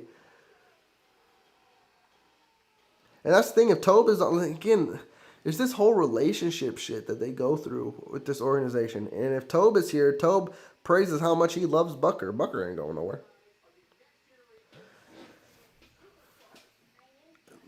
like I love the whole family mantra. Don't get me wrong, but man, when it comes to a point where your family isn't producing, like there needs to be adjustments. You need to get new family members.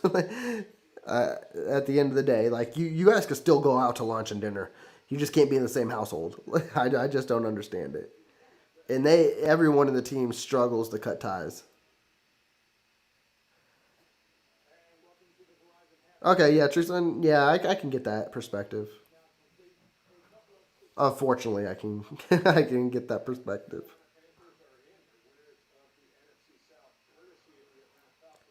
And the Carolina Panthers won the NFC South. What an interesting scenario. So Saturday, the Buccaneers and Panthers played. The Buccaneers beat them. So you would have thought that would have got the Bucks in the playoffs. Well, no.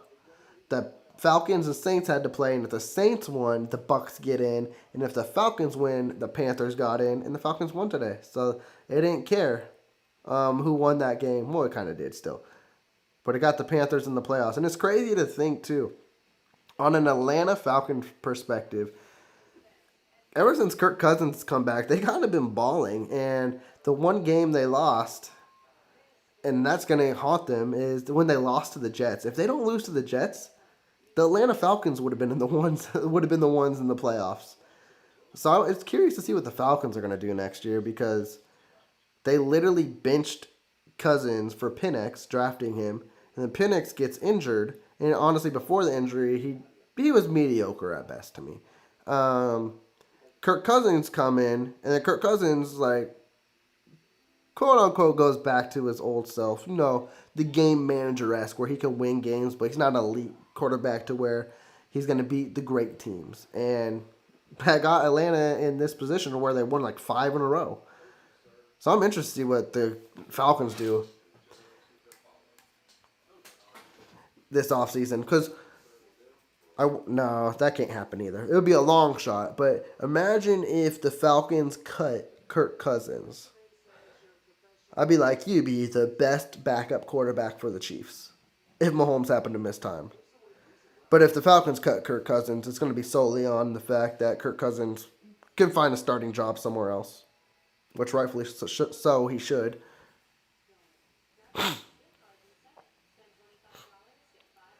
Because Kirk Cousins would even come at a cheap value because if the Falcons are going to cut him, they would owe him so much money that he wouldn't mind where he signed with next.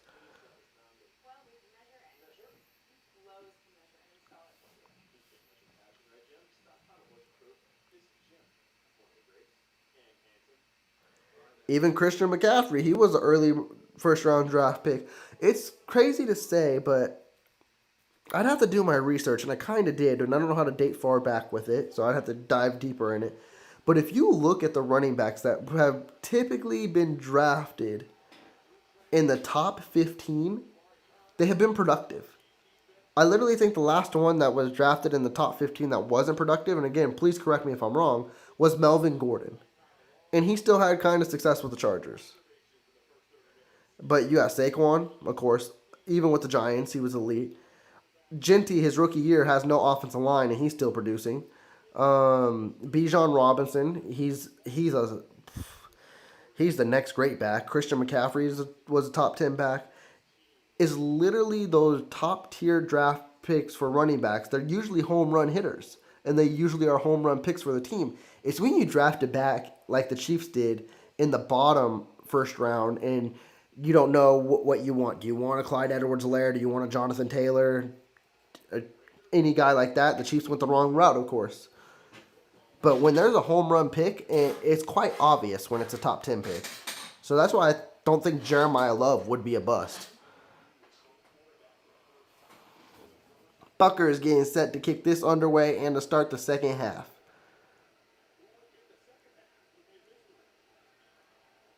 Raiders start this with 6-3. This is going to be a good return. Yeah, he'll take this to the 40.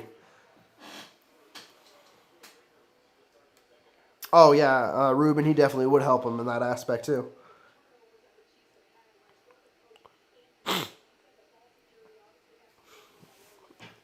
The Commanders are beating the Eagles. The Eagles must not be starting anybody.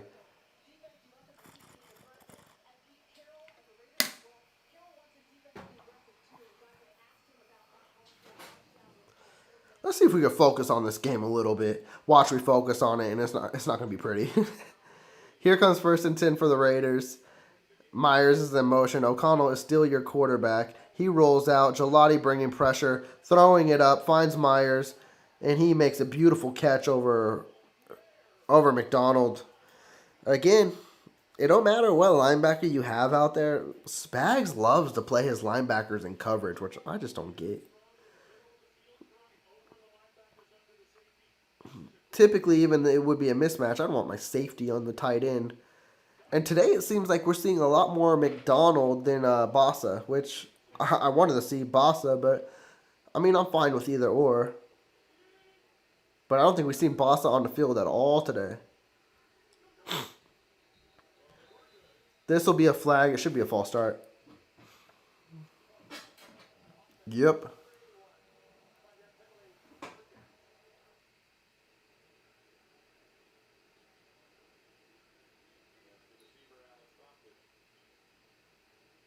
Yep, 81. He flinched.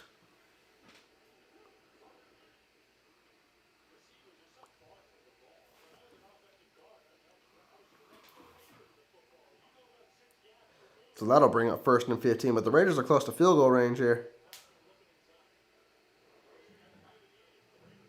This will be a jet sweep. McDonald is there. McDonald's been making plays today.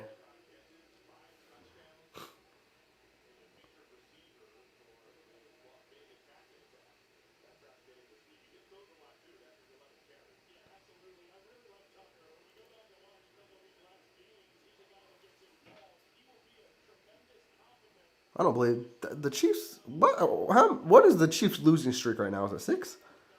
Or is it gonna be 6? It hasn't been pretty. Hand off to Genty. Chris Jones is there. Chris Jones is still on the field. Good for him.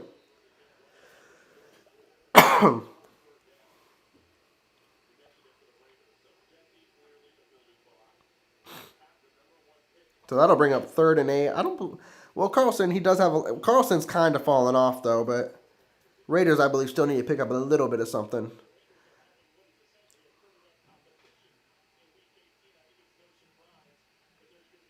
Yeah, Pickett looks healthy. He's just on the sideline. They just decided to roll with O'Connell. They're like, no, we want to win this game. We already got the #1 pick, so let's see who wants to be the backup for next year. Minihue misses a sack. O'Connell, he was going to run for the... He actually dove a little early. I don't think he got the... Oh, he dove forward, so... So since he dove forward, I believe that's a 1st down. It depends where the knee went down, but he's got to be touched too, and I don't think he was touched. Yeah, he wasn't touched, so.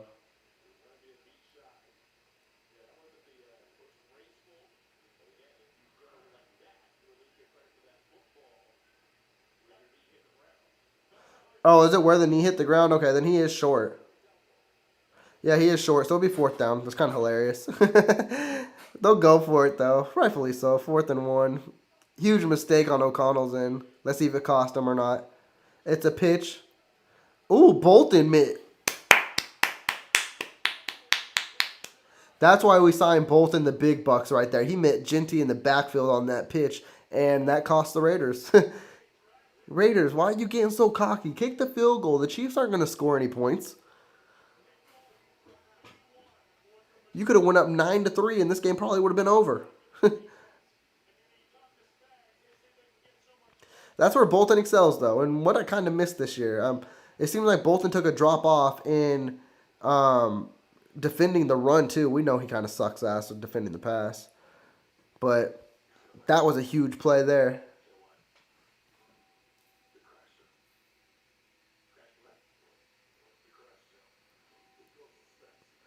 So the Chiefs will get the ball on offense. Let's see if Chris Oladokin had a good, hyped up halftime speech going in and shit like that to motivate him to get this game tied up.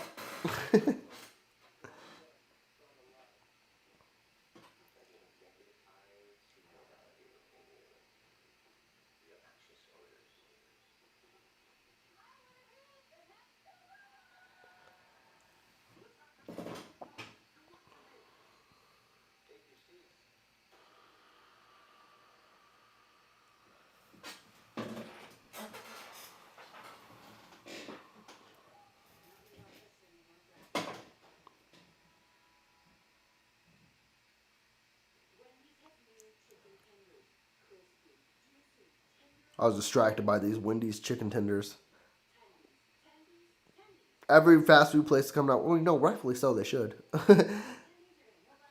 I didn't even know Wendy's didn't even have chicken tenders, but I guess that's what they're doing now with like a list of sauces.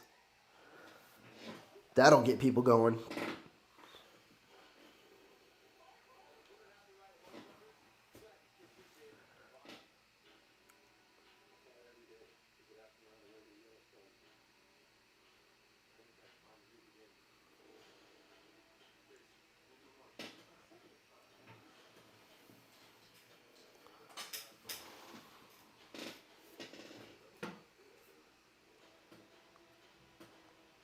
I just realized too, at halftime, they didn't go over any highlights, or were we just talking about Chiefs football and I didn't even look at shit.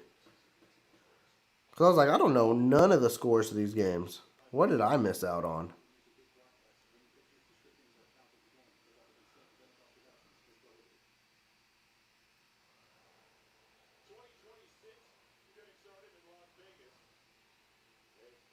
Oh, Travis Kelce's still out there. Hey.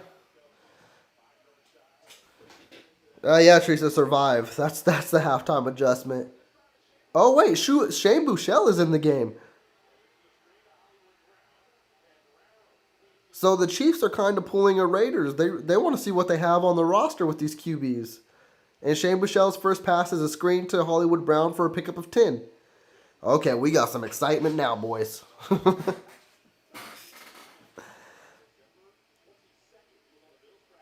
And he's been on the Chiefs roster, I believe, all of the last 4 years. He didn't make the active roster, so he wanted to find a new opportunity. He then went to the Bills. Of course, he was on the Bills practice squad. The Chiefs nabbed him up, and now he's back here, and he's playing in the third quarter with a chance to win a game.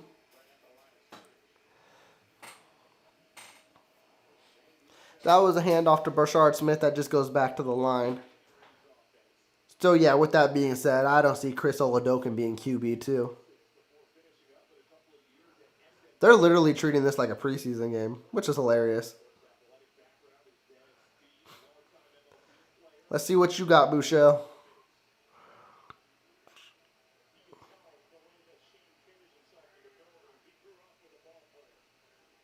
Quick pass to Kelce. Kelce will pick up 5 to 6.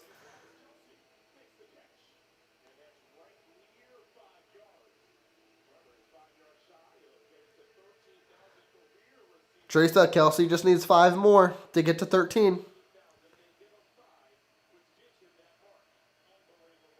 Oh, wait, no, that will get him the 13,000. So that's why he was holding on to the football. He's like, I want that 13,000 yard. There you go. Now he's like, I'm out for the game.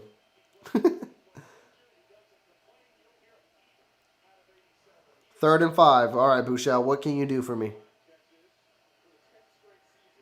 Scrambles.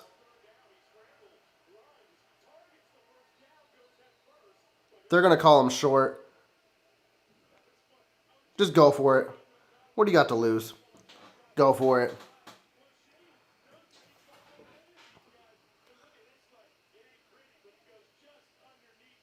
That's actually more like a 4th and inches than a 4th and 1. Yeah, that's right. Go for it. You ain't got nothing to lose. But you need to lose a game, actually, so that's why.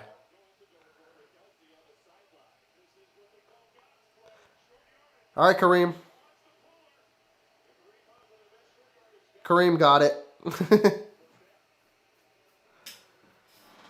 Yep, Kelce got that 13,000. I don't think we're seeing him anymore in this game. And could that have been possibly his last catch? Oh, wait, no, he's actually back on the field. Shut my mouth. Never mind.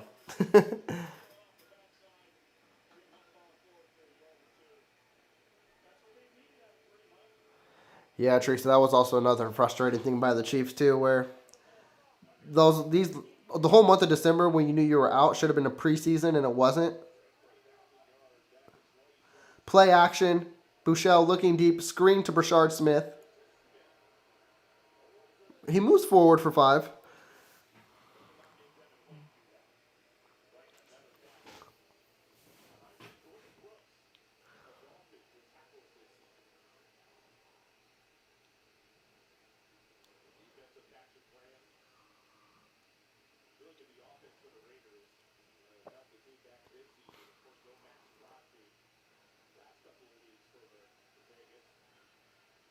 All right, 2nd and 5 for the Chiefs. Smith is your lead back, I believe. Smith finds the hole. He'll pick up 10. I like what Smith is doing. Hold up. What number is... Oh, he's 17. I was like, is Wiley and Bouchel wearing the same number?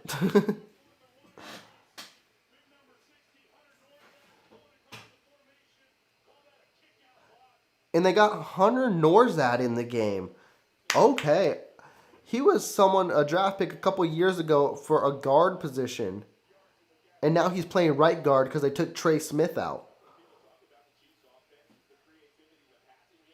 Okay, now we're seeing young players. I like this. Going deep.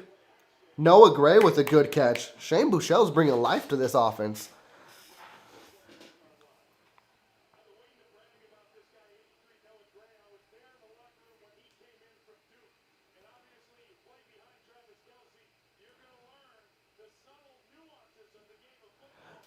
Bouchel just seems more mature than Oladokin right now. He seems comfortable. Oladokin didn't seem comfortable in the pocket.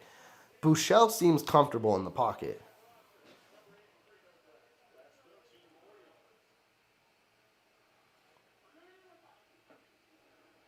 Handoff to Smith. He'll break a tackle. He's pushing for a small back like Smith. He always goes forward. That'll be a pickup of 3.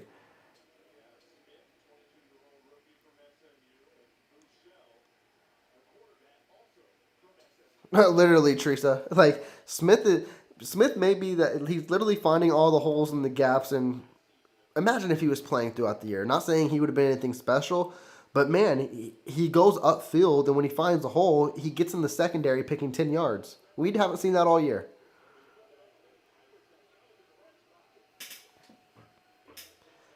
Get Kelsey a touchdown.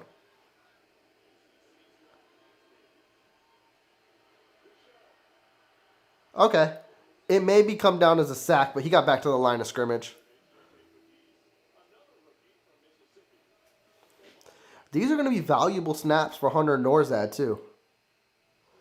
I think the guard position is locked up with Samatia and Trey Smith, of course, but you need to know your depth. All right, they gave it a sack, a loss of a yard.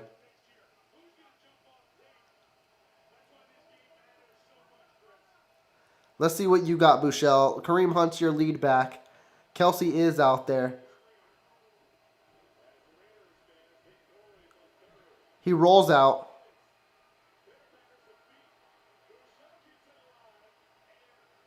He just takes a sack. That had to be a coverage sack because he scrambled for his life. He was scrambling for his life. He broke like 25 tackles before he took that sack. The thing with that, though, is when you scramble that long, he could never get reset again. And Kelsey was open, too. Kelsey would have had a touchdown. But during all that scrambling, though, he was just trying to find a way to survive. He could never set his feet again. We got a tie ball game, though. We got a tie ball game.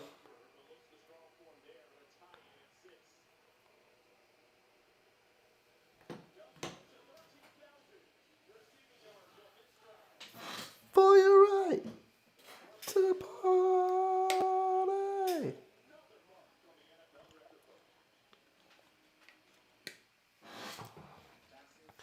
What if this game went to overtime? I just realized that. There could be a true possibility that happens.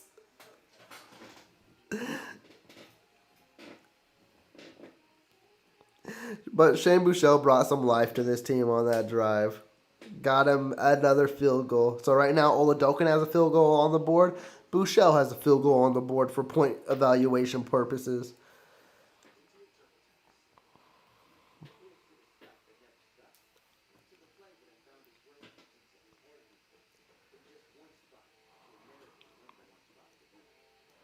It may be the first one to score 10 points in this game, or over 10 points.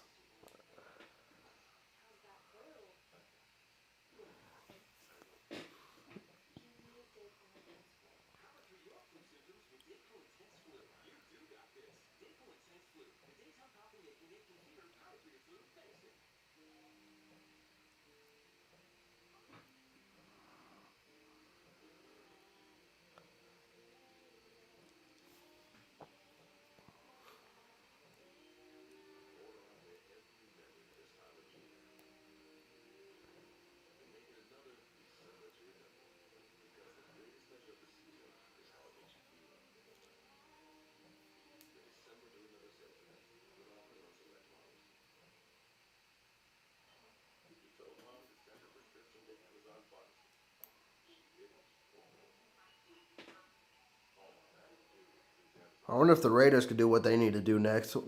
Who's their QB3 out there? They already went Kenny Pickett. They're at O'Connell.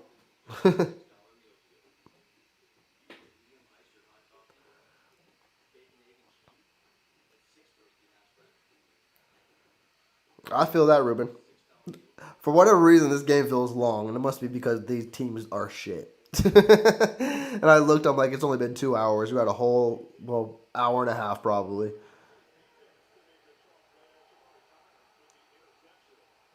It's funny showing all these turnovers and these. This literally is a prime example of a preseason game.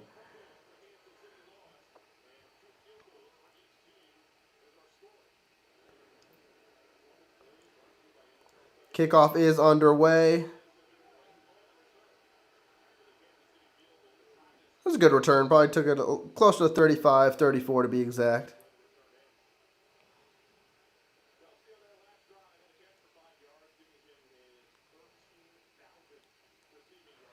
Oh, he also has broke 75 receptions in 10 straight seasons. That's tied longest streak in NFL history with former Raider great himself and Tim Brown.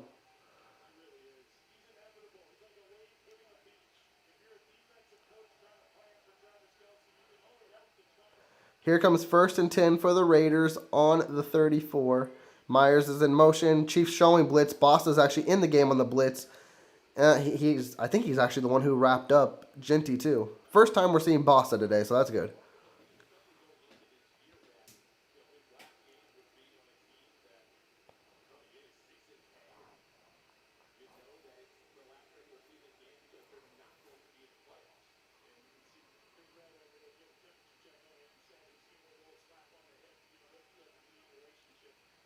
Coach Reed's trying to pep up the offense here. It looks like he want to win this game. Talking to Kelsey, Godric. Here comes second and 7 for the Raiders. It's a pitch to Genty. Takes it outside. Cuts back in. Chiefs can't. Oh, never mind. Dana wrapped up the ankles. That's a good tackle for a loss of a couple.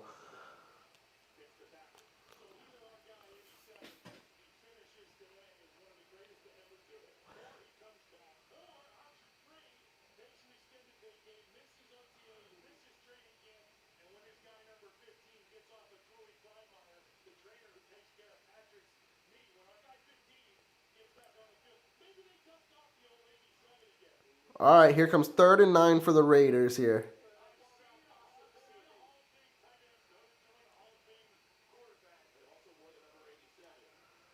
All out blitz. Bolton almost got there. That was a good throw by O'Connell, though. Just felt the pressure. Back shoulder throw to, I don't know who the fuck that is. Um, but picks up the first down. Fulton's in coverage. Got beat there. Jackson.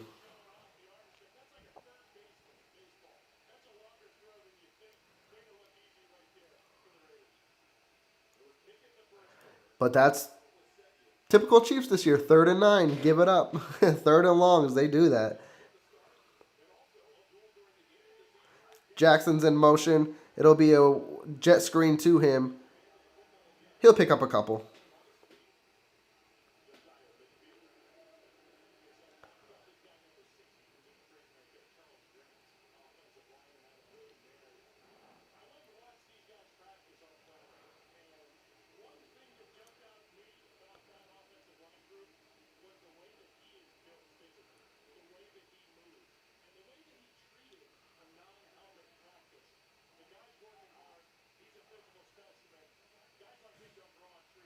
All right, here comes second and 6.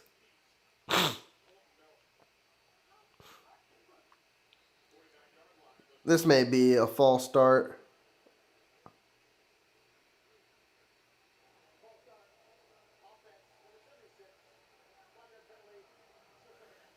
That definitely could be a possibility, Ruben, as well. If anything, I would if it was like in that perspective, it may be before week 1. I don't see Kelsey missing the whole year. I mean, again, it could be a possibility, injuries, who knows. But I could see him be like, I don't want to do training camp. I don't want to do preseason, but I'll be ready. If you guys need me week 1, I'll be there. That realm could definitely be a likelihood too.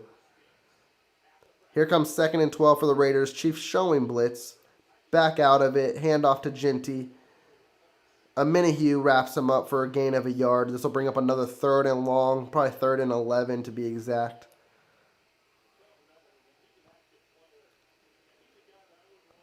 A Minihue's had a good game today. Again, that doesn't justify him being on this roster, but he's had a good game today.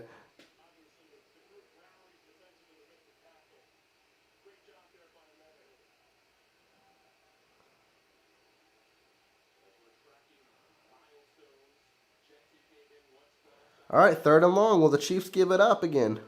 They're showing blitz. Bossa on the edge, it looks like. Lockett's in motion. That's actually the Chiefs. Man, the Chiefs are so god awful on 3rd down. Tucker picks up 13 on 3rd and long. And that's all Spags, man. Spags, he's been atrocious on dialing up schemes on 3rd and long. He's literally missed all year. And that's the end of the 3rd quarter. We're going to have 4th quarter football here. 2 shitty teams fighting for a W.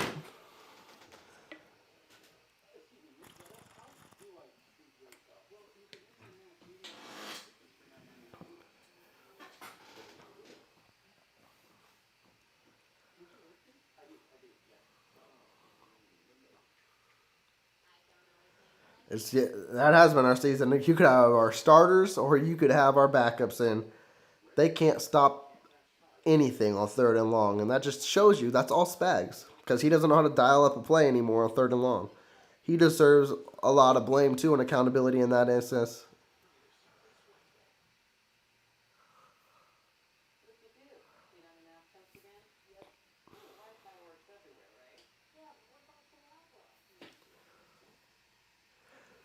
Ruben, it could be OT. I was joking, but man, it's not a long shot at this point. Now, like I said, this was an entertaining game for a shitty game, but I don't know if I want to see an overtime game.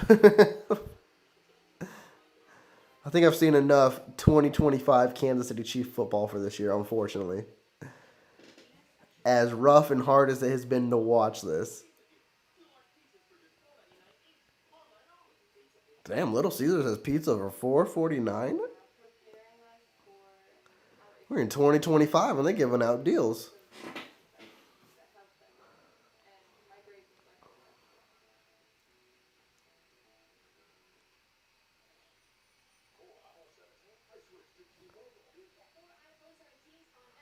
Yeah, Teresa, it definitely would be hilarious if this goes overtime. And you know what? Out of any game, this would be the game to go to overtime.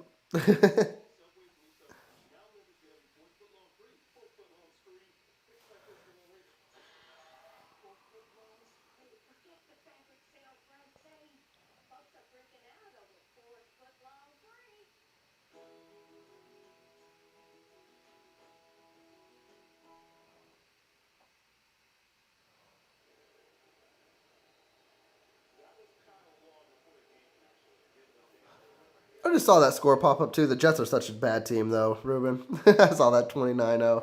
All right, here comes 1st and 10 for the Raiders. Hand off to Genty.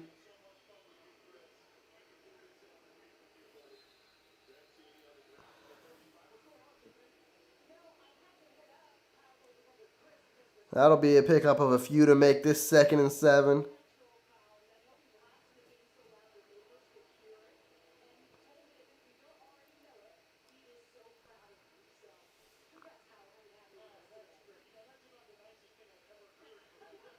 I was wondering who that was talking up there. Kyle Long, former Chief. For y'all that know, who don't know, he didn't have a long tenure with the Chiefs. I don't think actually it was a year.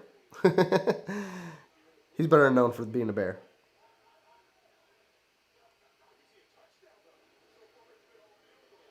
Going up. Good coverage by Jaden Hicks. I thought that was a touchdown. Good tracking by Jaden Hicks there. You telling me we left that on the fucking bench the whole year? This is what we've been wanting our safeties to do all year. When the DB gets beat deep, we need our safeties to do that. Now, I'm surprised he kind of No, no, he played the ball. Again, this we kept Jaden. I don't get it, Spags. He's your most explosive safety. All right, 3rd and 7. They're going to give it up.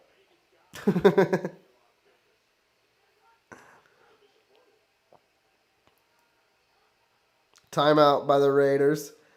So just to delay it a little more longer. Yeah, that was a very solid play by Hicks. And that's just the explosive. Hicks brings that to this team. And also, he's a hard hitter, thumper. It's just, I don't know what he did to Spags. Like, Spags said he didn't incorporate the playbook as quickly as he thought and take the leaps in a year or two, which we don't know because he hasn't been on the field. But I guess in training camp and practice, it just wasn't showing. But then he goes and makes plays like this. It's like, what are we doing? I know it's the Raiders, too, so.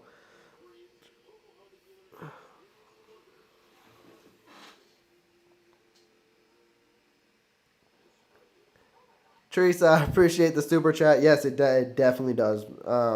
This season is a look back to, yes, it's a rough time, but make you appreciative of everything that happened and also what needs to be done to move forward and grow as well for this team. So it's not over. 2025 is, unfortunately, but it's going to get interesting from here, that's for sure. This offseason is going to be an interesting one.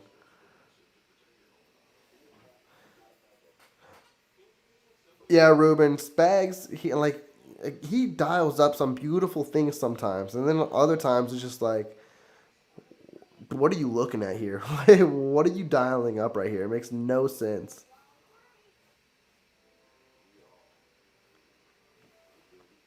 Yeah, Josh Williams has been dog in the doghouse too. Honestly, I don't like Josh Williams, so I'm not too opposed to it. But definitely, when you started getting injuries this year, you would have thought he would have been the one coming out. But even when the Chiefs went to like cornerback 4 or 5, Josh Williams still didn't see the field. So it's like, why is Josh Williams on this roster then? It made no sense to me.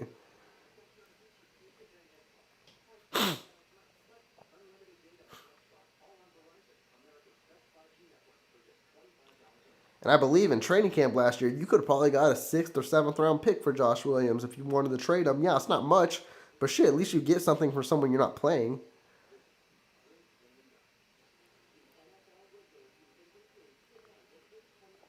That'll be a fun game tonight. Ravens, Steelers. It probably won't be. It'll probably be ugly, but win and get in.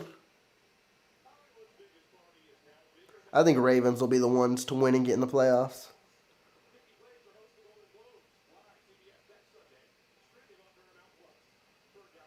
All right, 3rd and 7. Let's see what the Raiders will dial up. As us Chiefs Kingdom know, they'll pick it up. It's a screen pass to Genty. I guess they won't pick it up. Nick Bolton was there first. Gelati covers him up. He'll actually lose a couple.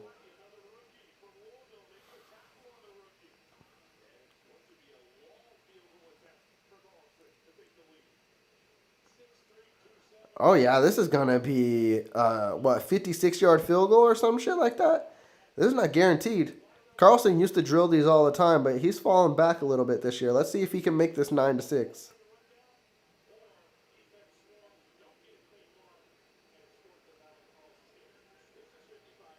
So 55-yarder. His career is 57. He hooked it in. He made it. Well, I said the first to score 10 points will win this game. No one still scored 10 yet. We're at 9. 9-6. This is a high-scoring baseball game. If you would have said it was... this looks like the Athletics versus the Royals.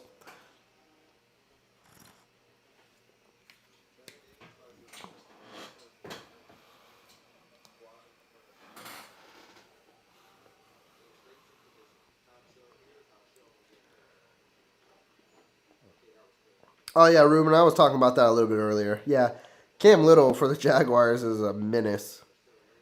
He kicked that with ease. He could have made that from over 70. And then, like, later on in that game, he kicked a 50-yarder, and it was just it was the easiest thing to him. It was literally like an extra point. I'm like, see, that's the kind of kicker I want. Bucker, he got close, but didn't he make a 60-yarder before? Hey, Bucker's got the leg for it, man. It's just his accuracy has fallen off so much.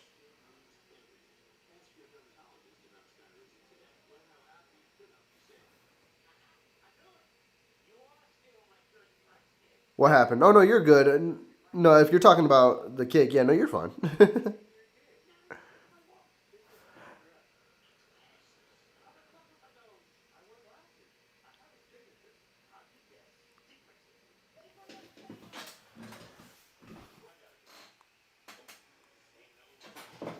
And the crazy part is, like, Cam Little's 22 years old. The Jaguars kicker. Like, that's the thing that's nuts about it all.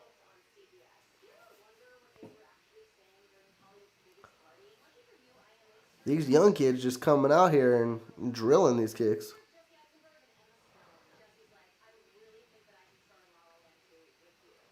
And the NFL kind of screwed that up, too, if you think about it, because with the whole kickoff returns now, and now if a touchback is at the 35, you got kickers, you only need 10 to 20 yards to where these kickers can drill 70-yard field goals now.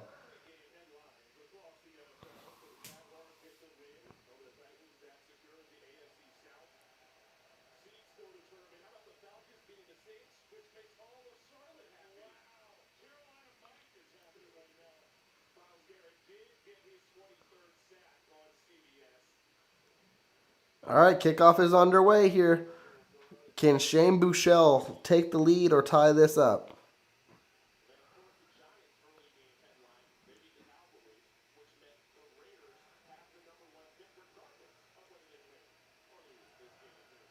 There's a line drive kick. He'll be fielded. They'll start on 35. Teresa, I believe he's fallen off. I don't know. Like you said, there's no injuries. Every other year when he's had a bad year, we can excuse it for injuries or stuff like that, him not being himself. This year, I mean, we might hear something in the offseason, but right now there hasn't been no known injuries. Travis Kelce is still coming out there.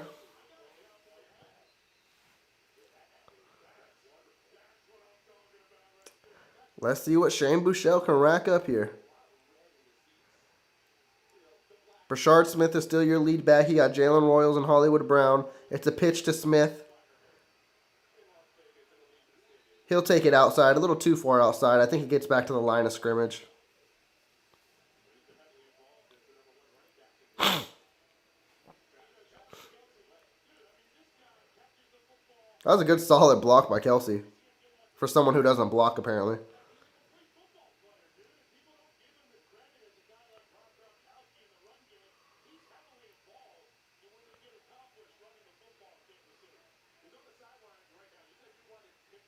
All right, 2nd and 10. We got Brashard Smith lined up as wide receiver. Buechele just misses Noah Gray there. So that'll bring up 3rd and 10. Kelce's coming back onto the field. Kelce and Kareem Hunt are actually coming back onto the field.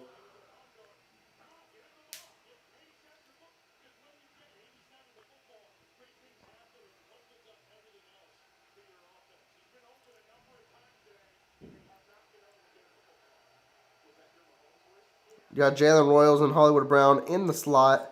Kelce's out there as well. Juju's on the field. Let's see if Buechele could pick up 10. All out blitz. Scrambles. This is going to be a sack. He'll throw it away. 3 and out for the Chiefs.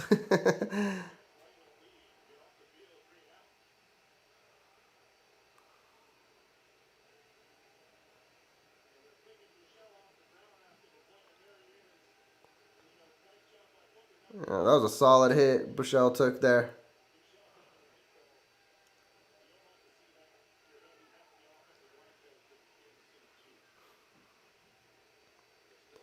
Rise is getting ready to punt this underway.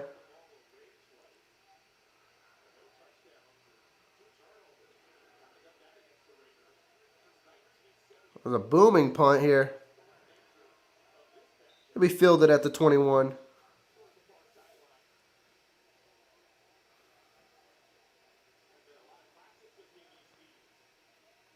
Yeah, Treese, I try to tell you, this wasn't a game to be worth it. There's no reason to go to this one.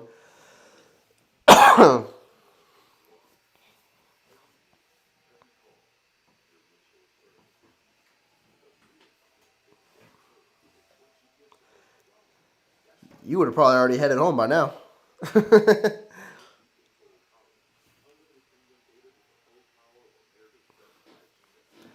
Try to beat that traffic.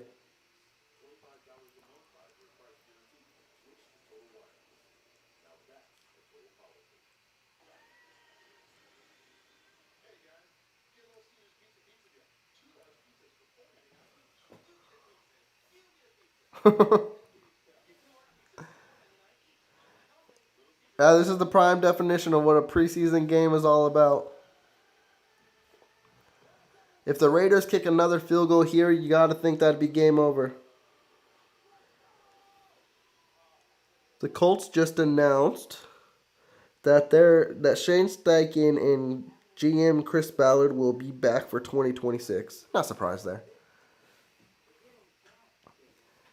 They would have had a magnificent year until Daniel Jones got hurt, and then when Daniel Jones got hurt, their season fell apart. So it's only right they get one more year to see if they can correct that. But it's going to be interesting for the Colts next year because Daniel Jones tearing his Achilles late in the year or mid in the year, that's a longer recovery time than a torn ACL, so they're going to have to find a quarterback because I don't know if Daniel Jones will be ready week 1. Like if Mahomes was to tear his Achilles, I'd be like, Mahomes wouldn't be ready for week 1 either. So that's a hard injury to come. So is ACL, but Achilles is, it's tough.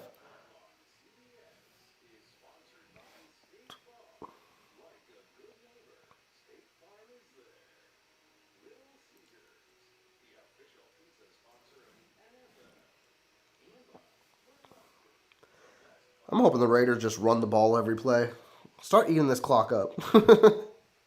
We still got 12 minutes and 30 seconds left in this one. Like I said, if the Raiders kick another field goal, that could be game. You go up a full touchdown. Well, a missed extra point, of course, but you go up 6.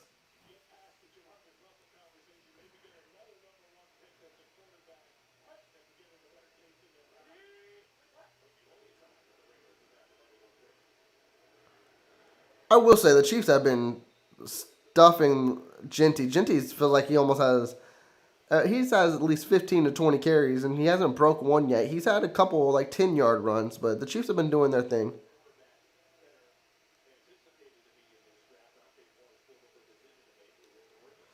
And the Raiders will have a decision on what quarterback they want. It'll probably be Fernando Mendoza, the hot kid coming out. Can they actually get their QB of the future? Here comes 2nd and 11 for the Raiders. Genty coming back to the line. Throwing deep. Threw it way too deep. 3rd and 11. This is where they'll get it.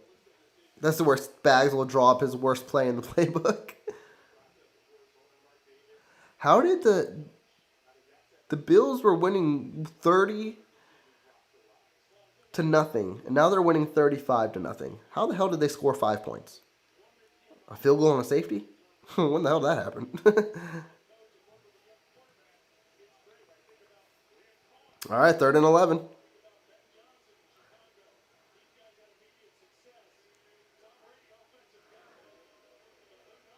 Quick pass. Ooh! Noel Williams was gifted a pick. Tyler Lockett bobbled and it fell in Noel Williams' lap. And Noel Williams, he may not have had a touchdown, but man, it would have been a pick. Let's see. That was right in Noel Williams' lap. He will not had an easier pick than that.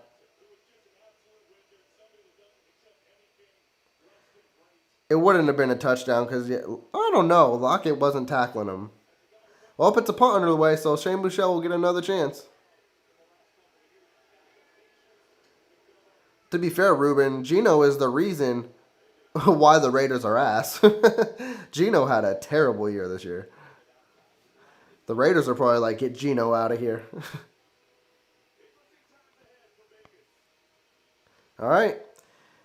They quick 3 and out there. The Chiefs will get the ball back. You know, these 3 and outs are making the game longer than it needs to be.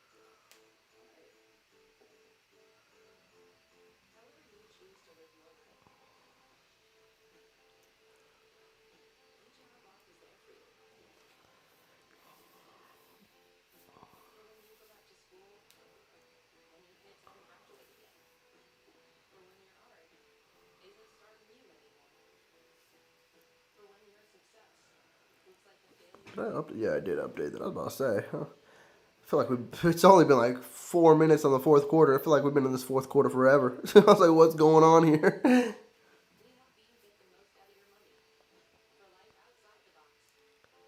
We haven't seen.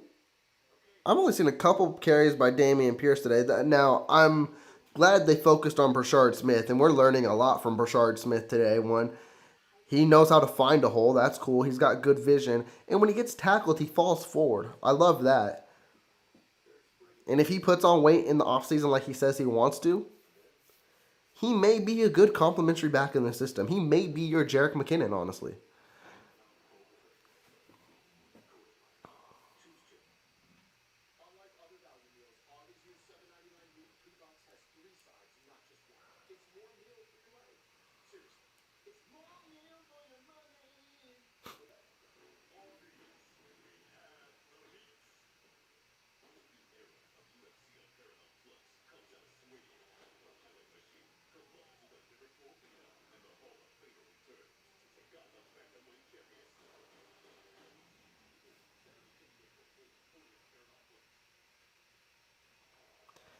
Teresa, I've been thinking that, and I'm still going to heavily be involved in the playoffs. I don't think I'll live stream the playoffs, but it depends. If there's an interesting matchup that catches my eye, I might.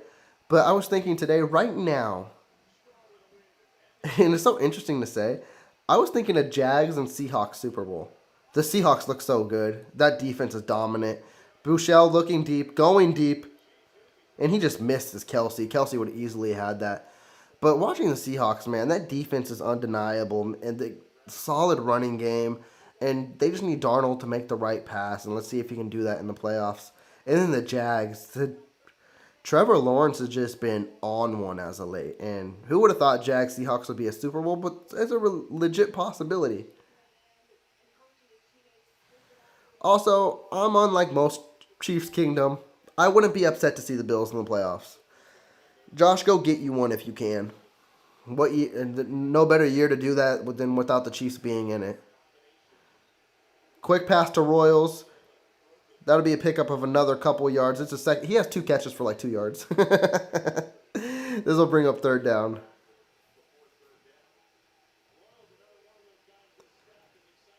I think Mike. Yeah, I would take Mike McDaniel's as the coach for sure.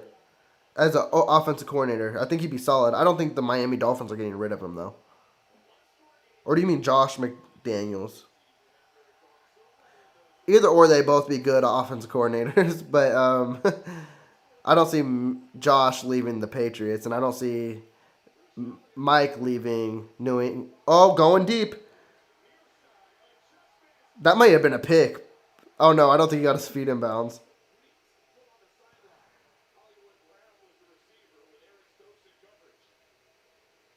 Hollywood's like, I need this. Yeah, he was out of bounds. Um, but yeah, I don't think the Dolphins are firing Mike McDaniel's.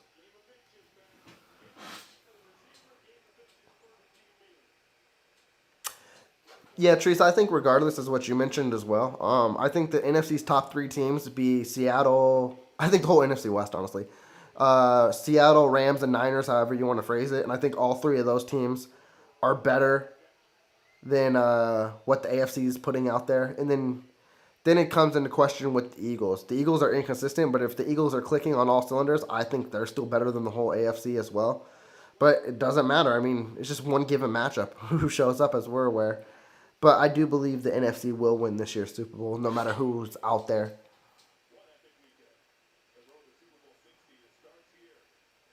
Yep, this is the last 10 minutes, and right now it's it's been an interesting last 10 minutes to say the least for sure. And a Rams and Bills Super Bowl would be fun too. Matt Stafford and Josh Allen going at it. There's interesting matchups to be had out there. Also the Texans too. I love their defense, and C.J. Stroud's been clicking as of late. Oh, you have to make that tackle. Who missed that in the backfield?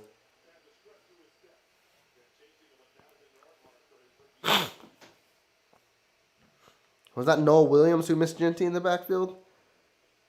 No, that was Bossa. Oh, you have limited tape, boy. You got to make that play. That'll bring up a 2nd and 4.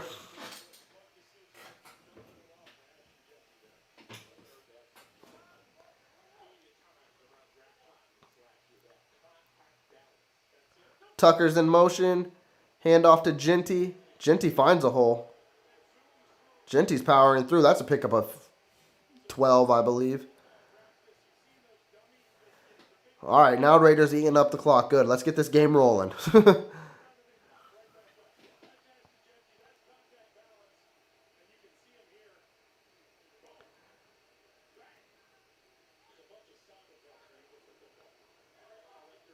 We're approaching under 9 minutes left in this game. That's a high snap, but Genty gets it. Chauners. I was trying to say his name at once. Chamari Connors missed that tackle. He'll pick up 6.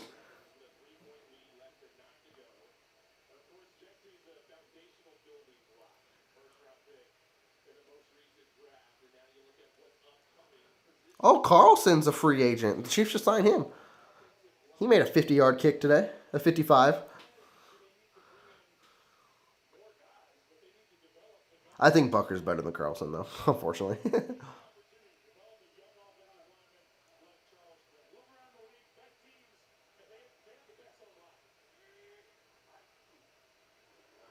Pitch to, I don't know who this is.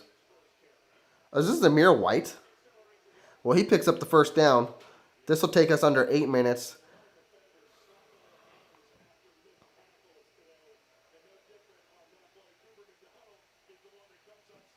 Uh-oh, Cook is injured. And Tillery is injured. Last thing you want to see at this point of the season, last game of the year, is people getting injured.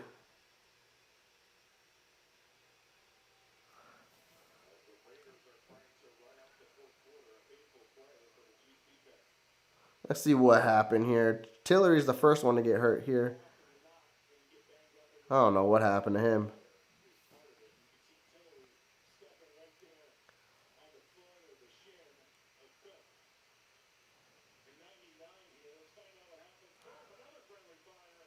Yeah, looks like Tillery just got punched in the face by Bossa.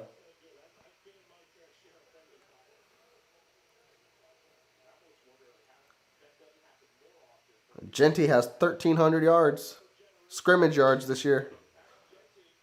Breaks the Raiders' rookie record. That's a solid rookie year. Oh, yeah, they busted Tillery's nose open. Took a straight shot from Bossa.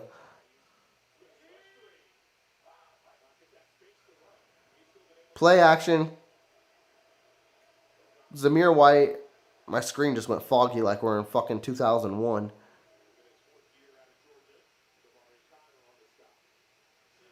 Yes, Teresa. If we lose, we'll have the 9th overall pick. If we were for some reason to win this game, with Miami losing right now, we'd have the 10th pick. I believe the highest we could have had today was the 11th pick.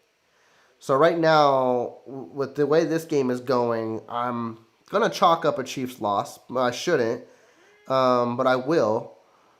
So they'll have the 9th pick. That was a good... But the defense is playing good. The defense is making stops. I just don't believe the offense will put points on the board. But yeah, I believe it's between the 9th and the 10th pick. I think the 11th was the possibility, but I forgot why the 11th was the possibility.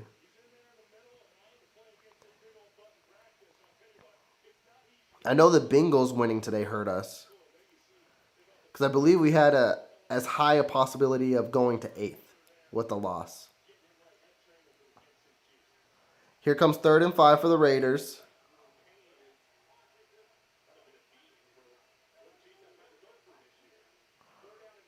Four-man rush, throwing deep. And it's 4th down. So, I mean, yeah, the Chiefs could still win this game.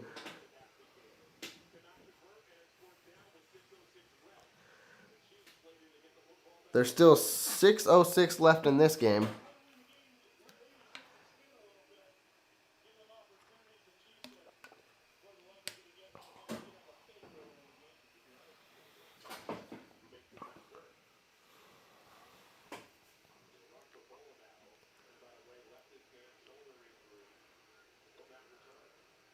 Wonder if Raiders try to do another fake here. Nope, this will be a punt. Smith fields it. He tried to do something, but he couldn't do anything much, and he'll be tackled right where he fielded it. Yep, Tristan, don't matter if it's Mahomes, don't matter if it's Oladokin, and it don't matter if it's Bouchel. They can't put up points. So can Shane Bouchel in 6 minutes drive the whole football field? Shit, can he even get in field goal range? We'll see.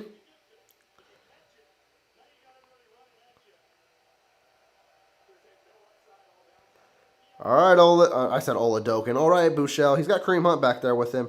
Can my screen adjust here? Why am I looking like I have antennas on my TV right now? I pay good money for Sunday Ticket to not look like it's 2002 in this thing.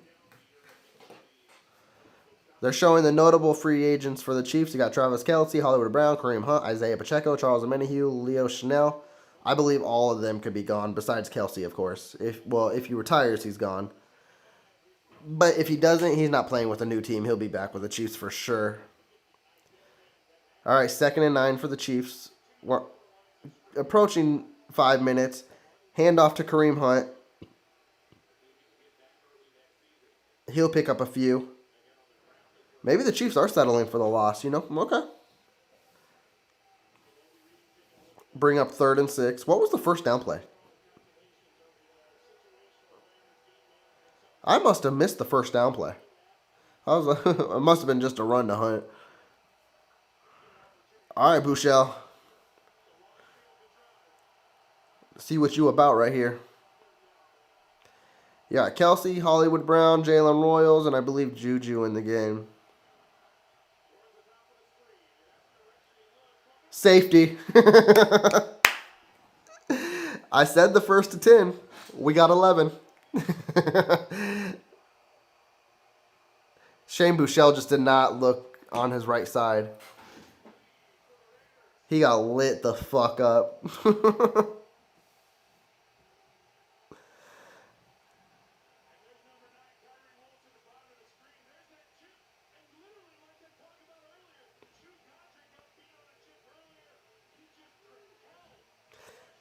Kelce was like, fuck, I'm wide open.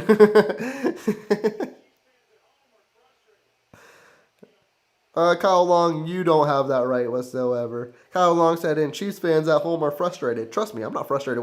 What's there to be frustrated about? We're fucking 6 and 11. We lose this game, it's better for us. If I was frustrated, I got bigger issues with myself to look at.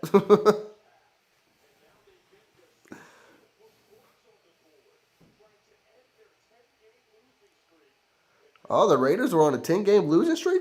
Congrats to y'all. And they still get to keep the number 1 pick. That's right.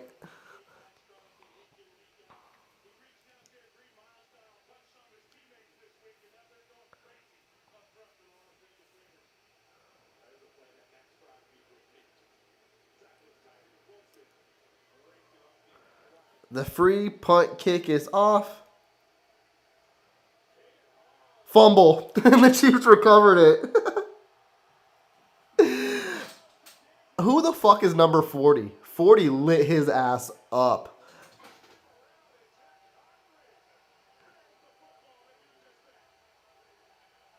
That's a fumble for sure. Oh, Ethan Downs. He was a huge name in a hot commodity on the Chiefs bubble and practice squad. What a play. And then Cochran, out of all people, recover it. And look at the Chiefs here. They're like, we can still win this thing. Watch they win it 12-11.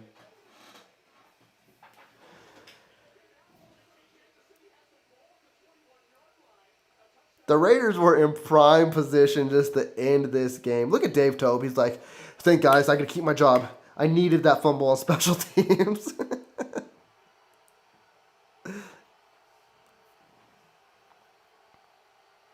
All right, 1st and 10 for the Chiefs on the 20. What can you do, Bushell? Almost picked. It was tipped. Even 20 yards away, I don't see the Chiefs putting up any points.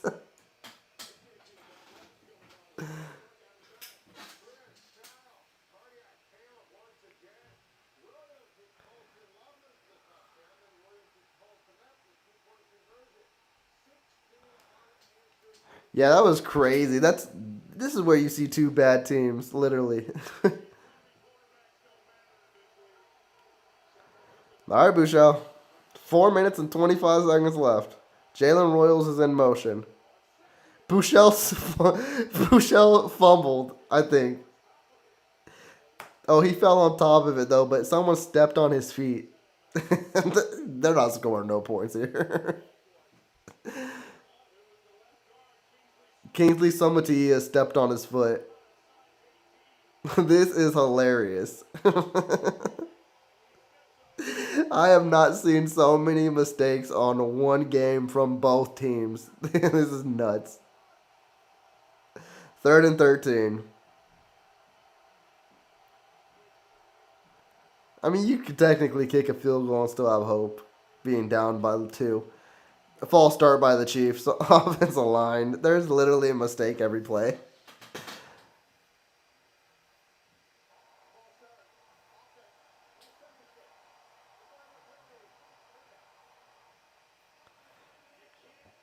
Yeah, Teresa, I don't think Bouchel even knows he's on the football field at this point. And yeah, Ruben, you're right. This 20 yards is looking like 100 yards. Diverse. Your backup to the backup to the backup is Noah Gray. And maybe you put Noah Gray out there at quarterback just for shits and giggles at this point. 3rd and 18 now.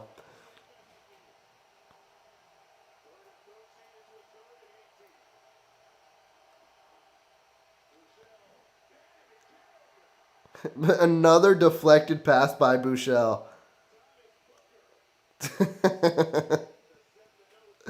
This is comical. Bucker will come out here to make it 9-11. Well, if he makes it, of course. So, 20 yards, and they lost 18 yards, I think. Or no, they lost 10 yards.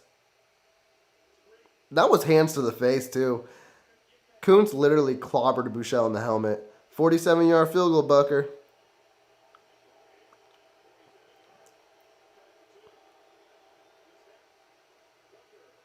He almost missed that. He made it, though.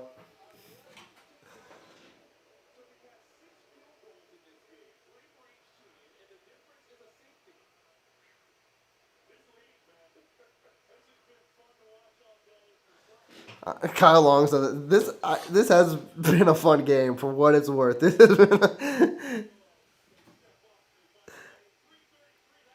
This has been a historically fun bad game. Yeah, there's no OT now for sure. A field goal wins it for the Chiefs. The rate, man, 3 minutes still feels like hell of a long time. But the Chiefs need like a pick 6 or something if they want to win this game. Because as you've seen, the offense isn't putting no points on the board. And they're not scoring at all.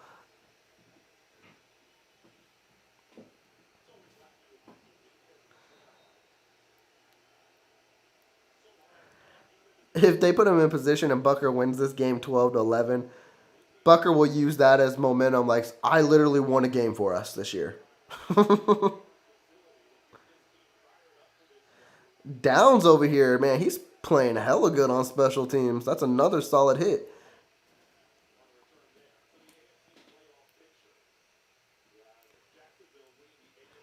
It looks like Denver is going to clinch that #1 seed. That kind of sucks. I didn't want to see him get that, but it is what it is. Mr. 100B, I don't know what you're talking about. This has been comical to me. I signed up for the best comedy show so far.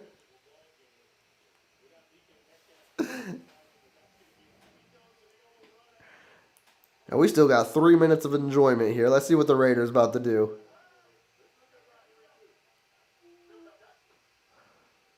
Hand off to Genty. He gets stuffed at the line. I will say, this defensive line has been doing their thing against Genty.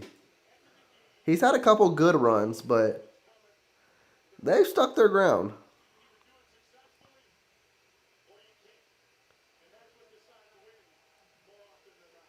Who called the timeout? Did the Chiefs called. Coach Reed wants to win this thing. He's about to use his timeouts here. This game is feeling forever. I'm like, Coach Reed, have you seen your offense out there? You really think you're about to put up points? The only way you're going to put up points is if Genty fumbles or O'Connell throws a pick. Which, I mean, any can happen. But you literally need to be already in field goal range because Bouchel's not pushing the ball downfield. A rollout pass. I will tell you what, if that ball stayed in the air a little longer, McDonald might have had a pick six because he jumped that route.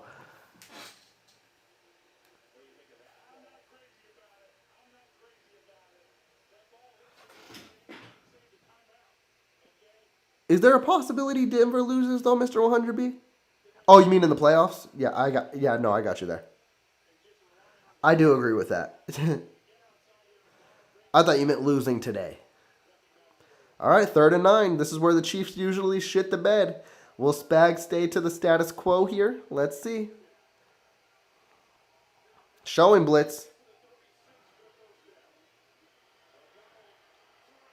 Chris Jones with his 2nd sack of the day, and Aminihu's back there too. I'll say Aminihu's had a good game today. Doesn't mean he should be on this team, but he's had a good game today.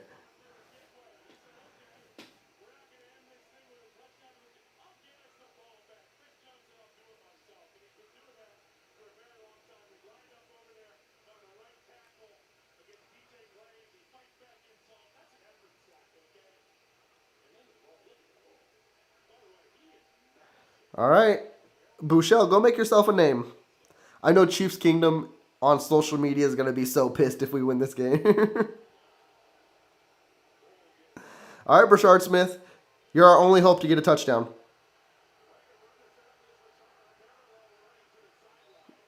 He ran all the way to the sideline and then picked up 5 yards. All right, here we go. 2 minutes left.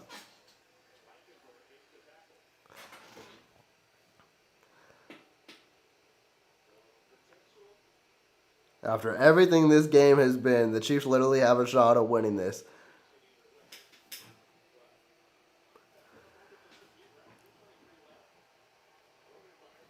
Chris Jones has 87.5 sacks. He's 2 behind Tom Bahali in all-time Chiefs career.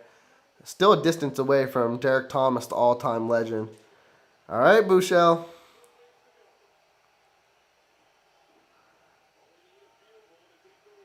Going deep. He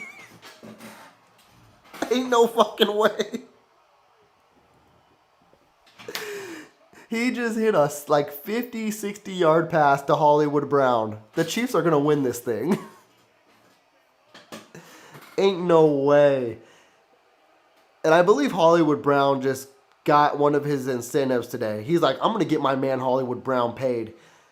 Because he needed a certain amount of yards, and I believe he just passed that right here.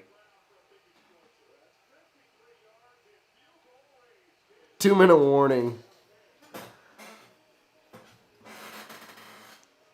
He just said, fuck it, Hollywood is down there somewhere.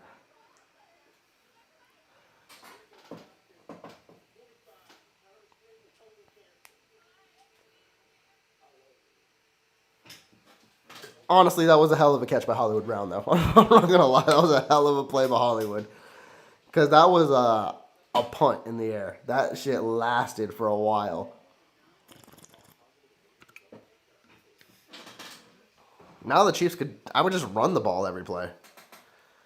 You're already in Butker's field goal range.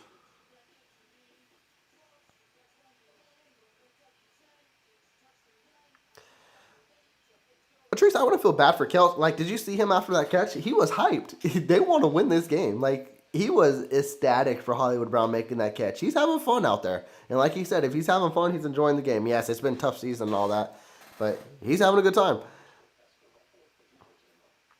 Teresa, that is one thing that is huge here. And one thing I kind of want to keep aligned. So, a funny stat, and I forgot where I saw it. I may saw it on... may have either been social media. It may have been on How About Those Chiefs channel. But someone mentioned that, yes, the Chiefs are undefeated in Allegiant. And if Coach Reed wins this game, he will be the most winningest coach in Raiders Stadium. And that's even with the Raiders coaches. So that is hilarious. That Coach Reed has more wins in Allegiant Stadium than any coach if he does pull this win off today. Right now he's tied. That right there in itself. And then, of course, the Chiefs won the Super Bowl in the stadium, too. Diverse, I would say that would be the... Yes, run, kick. The Raiders have timeouts, too, so... I didn't see where the ball was placed, but I have to believe it was, like, near the 30 or some shit like that. Maybe even closer. This has got to be close to a chip shot for a Bucker.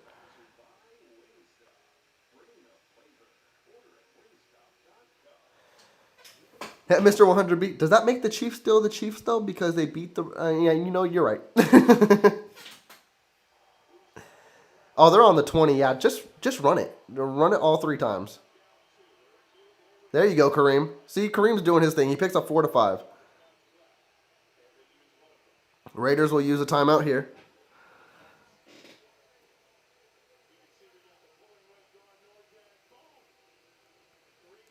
And this shows you the Chiefs want to win because they're running with their veteran running back in Kareem Hunt. They could be running with Brashard Smith here, which they did all game. But they're like, no, we'll keep it Kareem Hunt. He doesn't fumble. He doesn't do any of that.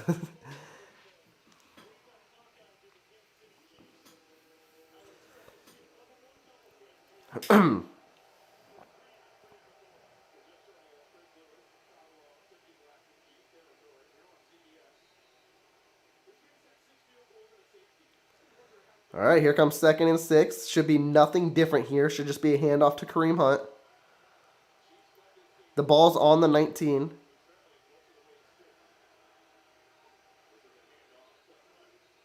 He'll take it to the 17. And this will bring up 3rd down. The Raiders will use their last timeout. Could you imagine to cap all this off if Bucker misses?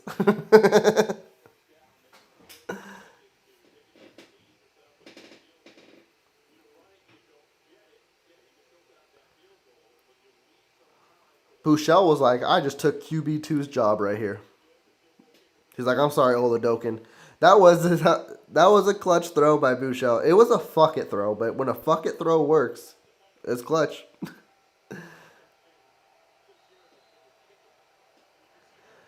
Well, Ruben, that's why they have Kareem Hunt out there. He doesn't fumble. They trust him. And Kareem Hunt's still there. If he picks up 3, they can literally nail it down to the end of this. Oh, he rolls out. That's not the play I would have called. That's not the play. But, hey, smart for Bouchel to take the sack, because if you throw it away, that leaves way too much time on the clock. I guess even in a shitty situation, Coach Reed still shows he doesn't know how to call a fucking play. I don't know why you just don't run Kareem Hunt. But, hey, whatever. All right, Bucker. And I don't even think Bucker's lined up where he wants to be either now. He's like, God damn. He's like, we were lined up in the middle. And now you push this towards the fucking... We'll see. The Chiefs will take a timeout here. This will with a minute 5 left.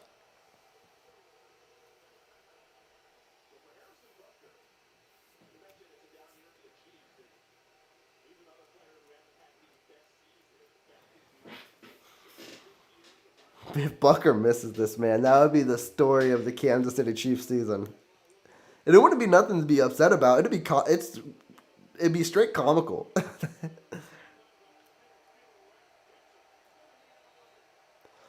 All right, here we go, folks. What can you do for me, Bucker?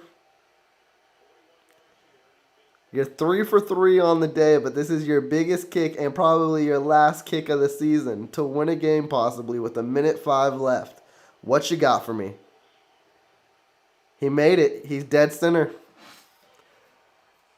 A minute 1 left. The Chiefs are leading 12-11.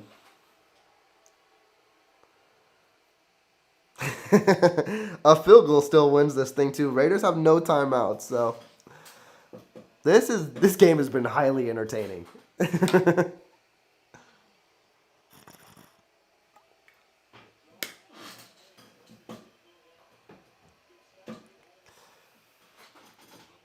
Mr. Wonderby was ready to get rid of him. I don't blame you though, Mr. Wonderby. I would have said the same thing. The Lions just kicked a game-winning field goal against the Bears. There's still a minute 5 left, though. No game in NFL history has ever ended with a score of 12-11. Could this be the first? It is an interesting score. I will say that. All right, kickoff is underway. It is fielded. He is going to return it. Downs again on another tackle on special teams. 55 seconds left. The Raiders will start on the 32. Let's see what defensive player wants to make themselves a name. I'm not gonna lie to y'all. This has been my favorite game this year. No matter what the outcome is, I've enjoyed every minute of this. It has truly been hilarious. All right, here comes O'Connell. He has Chris Jones on the edge. Raiders are in field goal range. Oh, shit.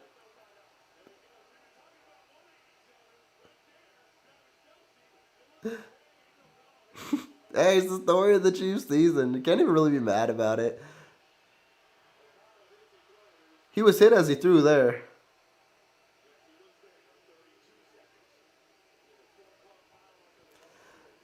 Last thing O'Connell needs to do is take a sack. You take a sack here, you're going to have whole Raider Nation mad at you, because I believe Raider Nation wants this game more than the Chiefs, but they're like, we got the number 1 pick already. If I was the Raiders, I would honestly think about just running it and not putting the ball in jeopardy, but I mean, you need a lot of yards. I get it.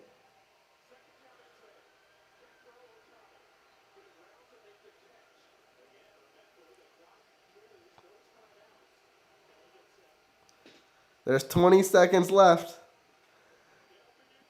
He just needs a few yards. But this is 3rd and 5, so. Why did the Chiefs call a timeout? This has been a piss poor coaching 2 minutes for Coach Reed here. Terrible call on third down, the scramble Bouchel. Who would have fucking thought it? And why are you calling a timeout here? You're literally letting the Raiders getting their head straight to pick up this 5 yards and gather it. Not one of your finest moments, Coach Reed.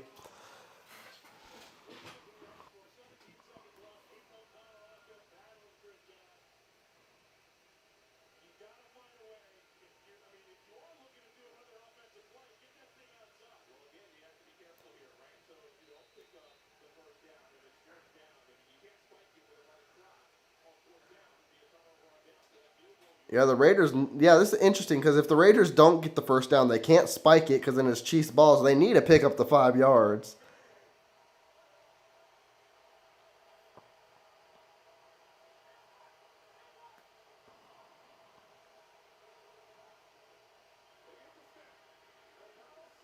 He overthrew Lockett, and Lockett would have had the first down. You got to go for it. This is a long field goal. Oh, Carlson's kicking this. What is this, like a 60?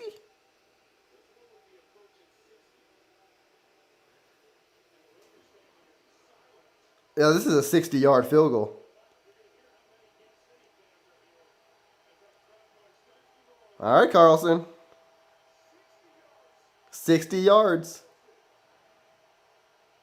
It's dead center. He just needs the power. He made it. He made it.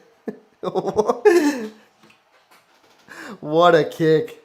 What a kick by Carlson.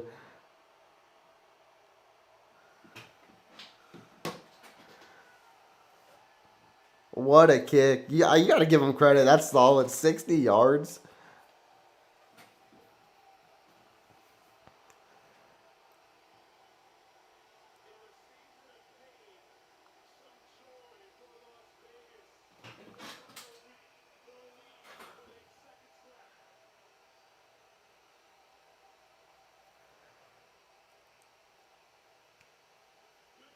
And that's the story of the 2025 Kansas City Chiefs. I mean, they just don't know how to win close games.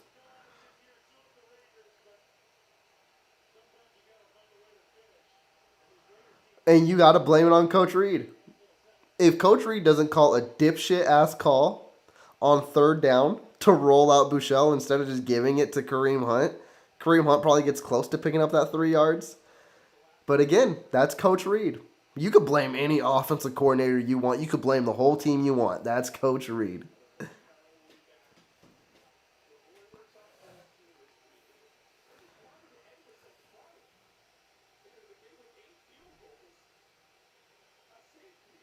Yeah, Ruben, because he knows this is probably his last game with the Raiders. He's like, oh, thank God I got to win a game.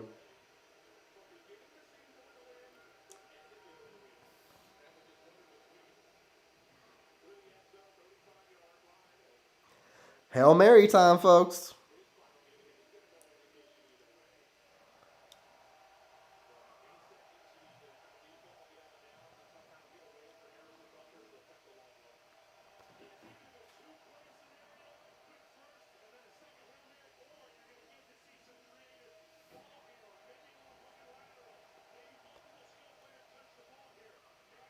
We're going to see how strong Bouchel's arm is. He ain't going to get it to the end zone. There's probably going to be a short pass and laterals.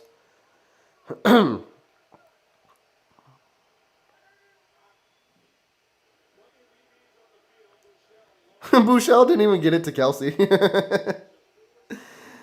All you have to do is get it to Kelsey. Kelsey would have got out of bounds with 4 seconds. Couldn't even get it to him.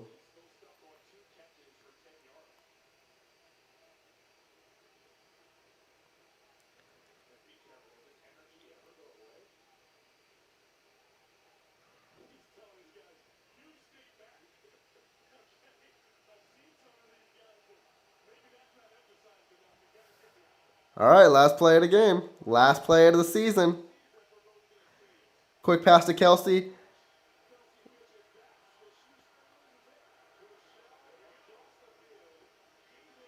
Kingsley Sumatia with the catch. What's going on here?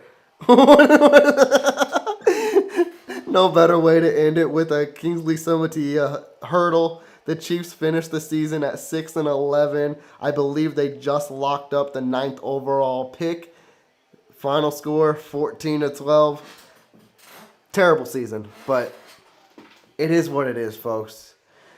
We came to that conclusion about 4 or 5 weeks ago to wrap this thing up. But before I make that official, let me go on social media before I say